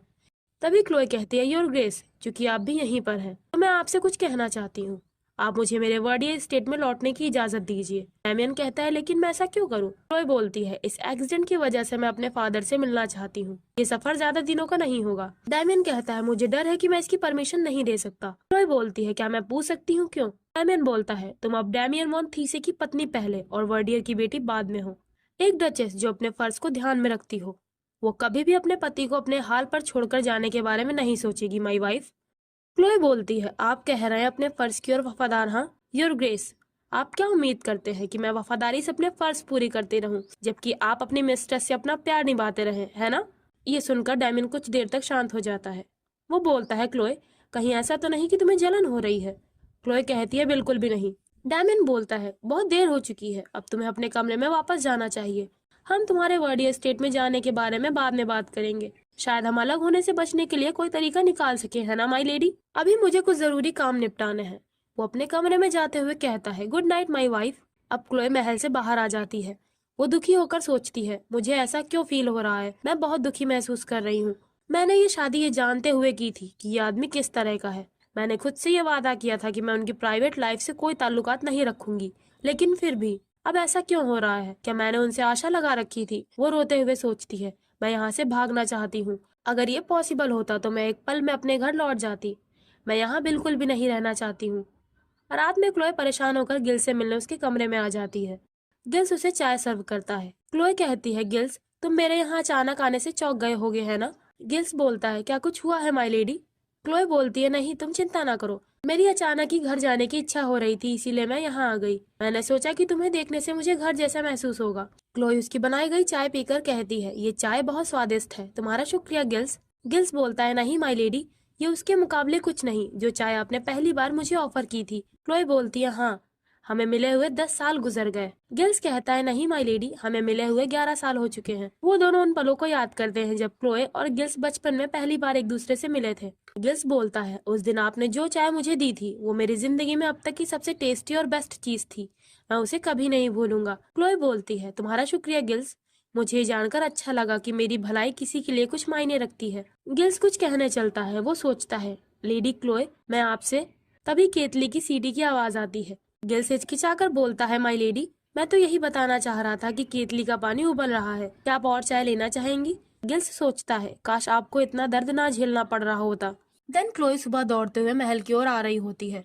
वो सोचती है, मुझे यकीन नहीं हो रहा कि मैं गिल्स के कमरे में सो गई। ये तो अच्छी बात हुई कि किसी ने ध्यान नहीं दिया। इससे लगभग एक खतरनाक गलतफहमी पैदा हो सकती थी। अगर ड्यूक थीसे को इस बारे में पता चल गया तो गिल्स बहुत बड़ी मुसीबत में फंस जाएगा। मुझसे ये भूल हो गई। क्लोए अपने कमरे की ओर जा रही होती है। अभी किसी के जोर से चीखने की आवाज आती है। सुनकर क्लोए चौंक जाती है। उसकी सपोर्टिंग स्टिक उसके हाथ से छूट जाती है। मेड चिल्लाती है, यहाँ पर एक बॉडी है, मार्चिलोनस इसाबेला मर चुकी है। अब अगले सीन में एक पुलिस ऑफिसर डैमियन और क्लोए से पूछताछ कर रहा होता है। ऑफिसर कहता है, मार्चिलोनस की बॉडी को उनके मेड ने खोजा जो कि उनके साथ में यहाँ आई थी, और हमें खोजबीन करने पर डचेस के कमरे से वो खतरनाक चीज मिली है। वही खतरनाक चीज इसाबेला के चाय के कप में पाई गई है। क्लोए घबरा कर कहती है, मैं कसम खाकर कहती हूँ मैंने कभी भी ऐसी चीज को नहीं देखा है। ऑफिसर बोलता है, फिर भी हमें वो आपकी कमरे से मिला है डचेस। वैसे हमारे पास ऐसे गवाह भी हैं जिन्होंने हमें ये बताया है कि आपकी मार्चिलोनेस इजाबेला के साथ दुश्मनी थी। क्लोई ये सुनकर शॉक्ड रह जाती है। तभी डैमियन बोलता है, ऐसा कहने की हिम्मत किसने की? क्या आपका इशारा ये है कि मेरी पत्नी ने ही इजाबेला को मारने की साजिश की थी? ऑफिसर बोलता है, माफ कीजिएगा योर ग्रेस, लेकिन उन गवाहों की सुरक्षा के लिए मैं उनकी पहचान उजागर नहीं कर सकता। क्लोई डर से कांपने लगती है। डैमियन उसका हाथ पकड़कर बोलता है, मेरी पत्नी किसी को भी नुकसान नहीं पहुंचाएगी, और अगर वो अपराधी होती तो उसे आधी रात को मार्चिलोनस के खिलाफ साजिश को अंजाम देने के लिए वहां जाना पड़ता। पर उस रात हम साथ में थे, है ना क्लोई? डैमियन मुस्कुराकर ये सब बोल रहा होता है। क्लोई याद करती है कि वो रात में गिल्स के कमरे में सो गई थी। ऑफिसर बोलता है, मैं ये सवाल डायरेक्ट डचेस से पूछना चाहता हूँ। क्लोई बहुत परेशान हो रही होती है। डैमियन बोलता है, मैं इनकी जगह जवाब देता हूँ। मेरी पत्नी क्लोए पूरी रात मेरे साथ में थी। मैंने सही कहा ना क्लोए? क्लोए को समझ नहीं आ रहा होता है कि वो क्या कहे। इस तरह पुलिस इन्वेस्टिगेशन हुए 3 दिन गुजर जाते हैं। पुलिस ने क्लोए को तहकीकात होने तक थीसे स्टेट में रहने का ऑर्डर दिया होता है। क्लोए अपने बेड पर लेटे हुए सोचती है, क्या मैं चाहती थी कि मार्चिलोनेस मर जाए? उसकी और मेरे इमोशंस अच्छे नहीं थे, लेकिन मैंने ये कभी नहीं चाहा कि उसके साथ ऐसा कुछ हो। मेरी नफरत खास तौर पर उसके लिए नहीं थी। डैमियन क्लोए के रूम में आता है। वो कहता है, मैंने सुना कि तुम खाना नहीं खा रही हो, ऐसे तो तुम भूख से ही मर जाओगी। क्लोए कहती है, फिर तो आपको मुझे सूली पर चढ़ाने से छुटकारा मिल जाएगा योर ग्रेस। डैमियन कहता है, तुम ऐसी बातें क्यों बोल रही हो, जैसे तुम इस दुनिया से अलविदा कहना चाहती हो क्लोए। मेरा मानना है कि उन ऑफिसर्स को लगता है कि मेरी गवाही सच नहीं है। उन्हें इस बात पर शक है कि हम उस रात साथ में नहीं थे। क्लोए बोलती है, मैंने मार्चिलोनेस इजाबेला को नहीं मारा है। किसी ने मुझे इस सब जाल में फंसाने के लिए वो चीज मेरे कमरे में रख दी है। डैमियन बोलता है, अच्छा, पर अगर ऐसा है तो जरूर किसी ने ये काम तब किया होगा जब तुम अपने कमरे में नहीं होगी। तुम इस थी से तुमने ये बात पुलिस को क्यों नहीं बताई कि तुम उस रात गिल्स के साथ उसकी झोपड़ी में थी? वैसे कल गिल्स मेरे पास आया था। वो मेरे सामने गिड़गिड़ाकर बोल रहा था कि लेडी क्लोए की इसमें कोई गलती नहीं है। वो पुलिस के पास जाने को भी तैयार था। मुझे इसे शांत कराने में काफी मशक्कत करनी पड़ी। तुम पिछले 3 दिनों से चुप हो क्लोए। मैं यही सोच रहा था कि ऐसा क्यों हुआ, जबकि वहाँ एक गवाह मौजूद है जो तुरंत तुम्हारी बेगुनाही साबित कर सकता था, लेकिन तुमने गिल्स का जिक्र तक नहीं किया क्लोए। क्लोए बोलती है, कोई भी नोबलमैन ये नहीं चाहेगा कि उसकी पत्नी और नौकर के बीच कोई बदनामी भरी अफवाह फैले। डैमियन पूछता है, क्या सच में यही वजह है? लेकिन मैं मानता हूँ कि तुम्हारी ये वजह सच नहीं है। तुम चुप रही क्योंकि तुम गिल्स की जान की रक्षा करना चाहती थी, है ना? या फिर तुम्हें इस बात का डर था कि कहीं तुम्हारी इस करतूत के चलते मैं तुम्हें तलाक न दे दूं और इससे तुम्हारा परिवार एक बार फिर बर्बाद हो जाएगा। क्लोए बोलती है, मैंने कोई जुर्म नहीं किया है और न ही मैंने आपको कोई धोखा दिया है। डैमियन बोलता है, तो फिर तुम गिल्स से गवाही देने को कहो ताकि तुम कम से कम जिंदा तो बच सको। क्लोए बोलती है, आपको तलाक वाला और मेरे परिवार की बर्बादी का मुद्दा नहीं उठाना चाहिए। डैमियन क्लोए की लाचार हालत को देखकर सोचता है, मैं जानता हूँ तुम ऐसा नहीं कर पाओगी क्लोए वर्डियर। तुम खुद की जिंदगी के लिए अपने चाहने वाले लोगों को सेक्रीफाइस नहीं करोगी। वो बोलता है, क्लोए तुम अपनी जान के लिए मुझसे भीख मांगो, भले ही अदालत मेरी गवाही खारिज कर दे, पर मैं तुम्हें कम से कम मरने तो नहीं दूंगा। वो उसके गालों पर हाथ रखता है। क्लोए बोलती है, योर ग्रेस, अगर आपके पास इतनी पावर है। तभी डैमियन मुस्कुराकर सोचता है, हाँ क्लोए, तुम मुझसे मदद मांगो, मेरे सामने गिड़गिड़ाओ, सिर्फ मैं ही हूँ जो तुम्हें बचा सकता हूँ। तभी क्लोए कहती है, अगर आप इतनी ताकत रखते हैं तो योर ग्रेस, मैं चाहती हूँ कि मुझे एकांत में सूली पर चढ़ाया जाए उस गुनाह के लिए जिससे मैंने नहीं किया है। ये आपकी पत्नी के तौर पर मेरी आपसे आखिरी रिक्वेस्ट है। ये सुनकर डैमियन हैरान रह जाता है। अब कोर्ट की सुनवाई का दिन आता है। जज बोलते हैं, ड्यूक की गवाही के अनुसार घटना की रात ड्यूक आधी रात से सुबह 6 बजे तक डचेस के साथ में थे। तो क्या ड्यूक थी से इस स्टेटमेंट के बाद भी आपकी गवाही कायम रह सकती है? डैमियन बोलता है, यस माय लॉर्ड। जज बोलते हैं, तो फिर आप ये बात कैसे समझाएंगे कि आप अगली सुबह अपने स्टडी रूम में कैसे थे? मेरे कहने का मतलब ये है कि क्या वहाँ कोई ऐसा गवाह नहीं था जिसने आपको डचेस के साथ में देखा हो? डैमियन बोलता है, माय लॉर्ड, क्या आप ये कहना चाह रहे हैं कि मेरा बयान झूठा है? जज फ्रस्ट्रेटेड होकर बोलते हैं, ये एक बेसलेस फैक्ट है, आपके पास कोई भी गवाह नहीं है ड्यूक थी से। डैमियन बोलता है, अगर मैं आपको बताऊं कि वहाँ एक गवाह था तो क्या होगा? मैं अपने अस्तबल के सर्वेंट गिल्स को यहाँ गवाह के तौर पर बुलाना चाहूंगा माय लॉर्ड। गिल्स कोर्ट में आ जाता है। क्लोए उसे वहाँ देखकर सोचती है, गिल्स तुम यहाँ आखिर क्यों आए हो? गिल्स अपना बयान देना शुरू करता है। गिल्स बोलना शुरू करता है, मैं इस बात का गवाह हूँ कि उस रात डचेस ड्यूक थीसे के साथ में थी। जज पूछते हैं, लेकिन तुमने अब तक ये बयान क्यों नहीं दिया? गिल्स बताता है, क्योंकि मैंने घोर पाप किया है। मैंने अपने मालिक और मालकिन की रात में जासूसी की। पूरा दिन मेहमानों की खातिरदारी में बिजी रहने से मैं काफी थक गया था और मुझे नींद नहीं आ रही थी। तभी मैं कुछ आवाजें सुनकर बाहर निकला। मैंने देखा कि ड्यूक थीसे और डचेस आपस में झगड़ रहे थे। ये झगड़ा मार्चिलोनस इजाबेला के ड्यूक के साथ में होने की गलतफहमी की वजह से हो रहा था। हालांकि उनकी बहस जल्दी खत्म हो गई और वो दोनों स्टोर हाउस की ओर जाने लगे। मैंने उन्हें एक साथ देखने का जुर्म किया है। जज बोलते हैं, तुम अभी तक क्यों चुप रहे? क्या तुम केवल इस छोटे से गुनाह को छिपाने के लिए चुप रहे थे? डैमन बोलता है, हमारे यहाँ गिल्स जैसे सर्वेंट के लिए इस तरह के अपराध भी उनकी रोजी रोटी छीन सकते हैं। ये मामला खत्म होते ही मैं खुद गिल से इस जासूसी वाले गुनाह के लिए निपट लूंगा। क्लोई परेशान होकर सोचती है, ये सब ड्यूक का प्लान होगा। गिल्स, तुम्हें नहीं मालूम कि ऐसे झूठ से तुम मुसीबत में पड़ सकते हो। जज आंख भरकर बोलते हैं, ऐसे तो इसका फैसला नहीं लिया जा सकता, इसीलिए मैं इस केस को 10 दिनों तक टालता हूँ। डैमियन गुस्से से बोलता है, क्या 10 दिन? आप 10 दिनों तक मेरी पत्नी को ठंडे जेल की कोठरी में कैद रखना चाहते हैं? क्या इस ठंड की वजह से आपका दिमाग भी फिर गया है माय लॉर्ड? जज चिल्लाते हैं, ड्यूक थीसे, आप ये मत भूलिए कि मुझे यहाँ पर खुद मैजिस्ट्री ने भेजा है। डैमियन अपने पास से कोई चीज निकालते हुए कहता है, अरे अरे, मैंने सोचा था कि मैं मैजिस्ट्री के जज से ढंग से पेश आऊंगा, लेकिन अब मुझसे सब्र नहीं हो रहा। वो एक सुनहरी बटन दिखाकर बोलता है, हाउस थीसे के शाही डॉक्टर को मार्चिलोनस के मुंह से ये मिला। ये बटन खास तौर पर शाही सर्वेंट के कपड़ों के लिए इस्तेमाल किया जाता है। मैंने शाही परिवार के हित को देखते हुए अपने डॉक्टर को चुप रहने को कहा है। अगर मेरी पत्नी के खिलाफ कोई साजिश की जा रही है तो मैं चुप नहीं बैठूंगा। आप किस बात का इंतजार कर रहे हैं माय लॉर्ड? ये सब शाही मेड का किया धरा है, आप उसे तुरंत गिरफ्तार कीजिए। इस तरह डैमियन अपने दिमाग का इस्तेमाल करते हुए क्लोए को इस केस से बाहर निकाल लेता है। अब 10 दिन बीत जाते हैं। क्लोए अपने कमरे में बैठी होती है। उसके कमरे के बाहर मेड्स आपस में बात कर रही होती है। मैंने सुना है कि राजा ने ड्यूक थीसे को मारने के लिए मार्चिलोनेस इजाबेला का इस्तेमाल किया था और फिर लेडी थीसे पर उनको मारने का झूठा अपराध लगाया गया। लोग कहते हैं कि प्रिंस जोहानस दिमागी रूप से बीमार है। क्या इसीलिए शाही परिवार ड्यूक थीसे से डर रहा है? इस सब के बावजूद हमारे ड्यूक बिल्कुल भी नहीं हिचकिचाए और वो तुरंत ही डचेस के सपोर्ट में खड़े हो गए। ड्यूक सच में काफी रोमांटिक है। अब आधी रात के वक्त क्लोए डैमियन के कमरे में आती है। डैमियन बोलता है, आज मैंने तुम्हें यहाँ नहीं बुलाया है। क्लोए कहती है, आप थके हुए लग रहे हैं योर ग्रेस। डैमियन बोलता है, मेरी थकान तुम्हारे मुकाबले में कुछ भी नहीं है। वैसे तुम खड़ी मत रहो, आओ यहाँ बैठ जाओ क्लोए। क्लोए कहती है, काफी देर हो चुकी है, क्या मैं आपके लिए चाय लेकर आऊँ? डैमियन बोलता है, मैं इतनी रात को चाय की जगह वाइन पीना ज्यादा बेहतर समझूंगा। क्लोए बोलती है, योर ग्रेस, मुझे आपको कुछ बताना है। डैमियन अपनी किताब बंद करके बोलता है, क्या तुम वर्डियर राज लौटने की रिक्वेस्ट लेकर आई हो? वैसे मैं अभी काफी थका हुआ हूँ, तुम कल आना। क्लोए बोलती है, योर ग्रेस, मैं आपकी मदद के लिए आपका आभार जताने के लिए यहाँ आई हूँ। डैमियन पूछता है, क्या तुम्हें मुझसे कोई काम है या फिर तुम किसी की सिफारिश करना चाहती हो? क्लोए बोलती है, मैं तो बस मुझे बचाने के लिए आपका शुक्रिया अदा करना चाहती थी, ये जानते हुए भी कि शाही परिवार आपसे नाराज हो सकता है। आपने मुझे बचाने के लिए अपनी पूरी ताकत लगा दी। हालांकि इसमें बहुत झूठ बोलने पड़े, लेकिन गिल्स और किसी को भी नुकसान नहीं पहुंचा। जब आप मुझसे मिलने मेरे कमरे में आए तो मैंने घमंड दिखाते हुए अपना फैसला दिया। मैंने आप पर भरोसा करने और आपकी मदद करने के बजाय ये सब किया। इसके लिए मैं सच्चे मन से आपसे माफी मांगना चाहूंगी। डैमियन बोलता है, मैंने पहले ही असली अपराधी की पहचान उजागर नहीं की। क्लोए, क्या तुम इस बात से नाराज नहीं कि इसके कारण तुम्हें इतना कुछ झेलना पड़ा? और मैं चाहता तो चुप रह सकता था और तुम्हें चुपचाप मौत के घाट पर उतार सकता था। क्लोए बोलती है, लेकिन आपने ऐसा कुछ भी नहीं किया। इसके बावजूद आपने मेरी वजह से शाही परिवार से दुश्मनी मोल ले ली है। ये बात मेरे लिए बहुत महत्व रखती है। डैमियन पूछता है, तो अब तुम क्या चाहती हो मिसेस थीसे? क्लोए बोलती है, जिस तरह आपने मेरे हस्बैंड होने का फर्ज पूरी शिद्दत से निभाया है, मैं भी आपकी पत्नी और एक डचेस होने के तौर पर पूरे मन से आपकी सेवा करूंगी। डैमियन बोलता है, यानी अभी तक तुमने डचेस के तौर पर जो भी काम किए वो तुमने सच्चे मन से नहीं किया था, है ना? क्लोए पूछती है, योर ग्रेस, मैं ये जानना चाहती हूँ कि अभी तक आपने सही मायनों में हमारी शादी को पूरा क्यों नहीं किया? डैमियन कहता है, ये कैसा सवाल है? मैं अपनी ताकत का इस्तेमाल इतने नीचे गिरने के लिए नहीं करूंगा। एक ऐसी औरत को पाना जो मेरी और नफरत के अलावा किसी नजरों से नहीं देखती। यहाँ डैमियन क्लोए की बात कर रहा होता है। वो खड़ा होकर कहता है, अगर तुम्हारे लिए जवाब काफी है तो मैं कहूंगा तुम अपने कमरे में लौट जाओ। तुम हमेशा मुझे ये याद दिलाती रहती हो कि बहुत देर हो चुकी है, इसीलिए मैं आज तुमसे ये कह रहा हूँ।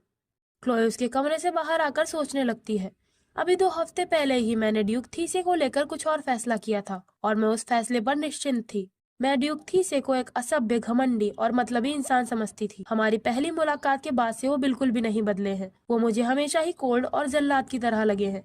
तो फिर मुझे ऐसा क्यों फील हो रहा है कि उनकी और मेरी नाराजगी अब खत्म हो रही है? उनमें ऐसी क्या बात थी जो मुझे नापसंद थी? क्या वो अब मुझे अच्छे लगने लगे हैं? मुझे लगा कि उनकी और मेरी फीलिंग्स खत्म हो गई है। आज मैं यहाँ उनके पास सिर्फ अपना आभार जताने के लिए नहीं आई थी। वो दोबारा डैमियन के रूम का दरवाजा खटखटाती है। डैमियन बाहर निकलता है। डैमियन के सामने आते ही वो उसे गले लगा लेती है। क्लोए डैमियन की पत्नी होने के तौर पर उसके सामने खुद को सरेंडर कर देती है। वो बोलती है, मैं आपसे नफरत नहीं करती हूँ योर ग्रेस। डैमियन सोचता है, क्लोए तुम केवल बदनसीब हो। तो अब हम उस रात का सीन देखते हैं जब मार्चिलोनस इजाबेला की मौत हुई थी। भोर के वक्त डैमियन लॉर्ड वेइस के साथ अपने स्टडी रूम में होता है। लॉर्ड वेइस डैमियन के पास आकर बोलते हैं, लेडी इजाबेला मर चुकी है। लगता है शाही महल आपके कहने पर जंग का ऐलान करना चाहता है योर ग्रेस। डैमियन बोलता है, सचमुच? उन्होंने मुझ पर कड़ी नजर रखने के लिए इजाबेला को यहाँ भेजा था। लॉर्ड वेइस बोलते हैं, वो शाही मेड जिसे इजाबेला महल से अपने साथ लेकर आई थी, उसी ने उन्हें मार डाला है। लेकिन इसे साबित करने के लिए हमारे पास कोई सबूत नहीं है। इजाबेला को खतरनाक चीज पिलाई गई। अगर हमारे पास सबूत हो तो हम इसका फायदा उठा सकते हैं। डैमियन बोलता है, अगर हमारे पास कोई सबूत नहीं है तो हमें सबूत बनाने होंगे। जाकर डॉक्टर को यहाँ लेकर आओ और हम न्यूज़पेपर रेडवेल पर छपवा देंगे कि शाही परिवार ने एक रखैल इजाबेला का इस्तेमाल करके ड्यूक थीसे पर जासूसी करने की कोशिश की, पर जब वो किसी काम की नहीं रही तो उसे निकालकर फेंक दिया गया। क्योंकि ये सब राजा का किया धरा है, तो इसीलिए ये जरूरी है कि मैं भी उन्हें उन्हीं के अंदाज में जवाब दूं। वो अपने रूम की खिड़की से बाहर देखता है जहाँ क्लोए दौड़ते हुए गिल्स के कमरे से लौटकर महल में आ रही होती है। डैमियन कंबल देखकर जान जाता है कि वो रात में गिल्स के पास थी। डैमियन सोचता है, क्लोए वर्डियर, मुझे तुम्हारे साथ क्या करना चाहिए? डैमियन बोलता है, लॉर्ड वेइस, आप मुझे मेरी और अपनी वफादारी की शपथ का कारण याद दिलाइए। लॉर्ड वेइस बोलते हैं, ये जंग के मैदान में आपके द्वारा मेरी जान बचाए जाने की वजह से है। इसी कारण से मैं आपकी ओर वफादार हूँ योर ग्रेस।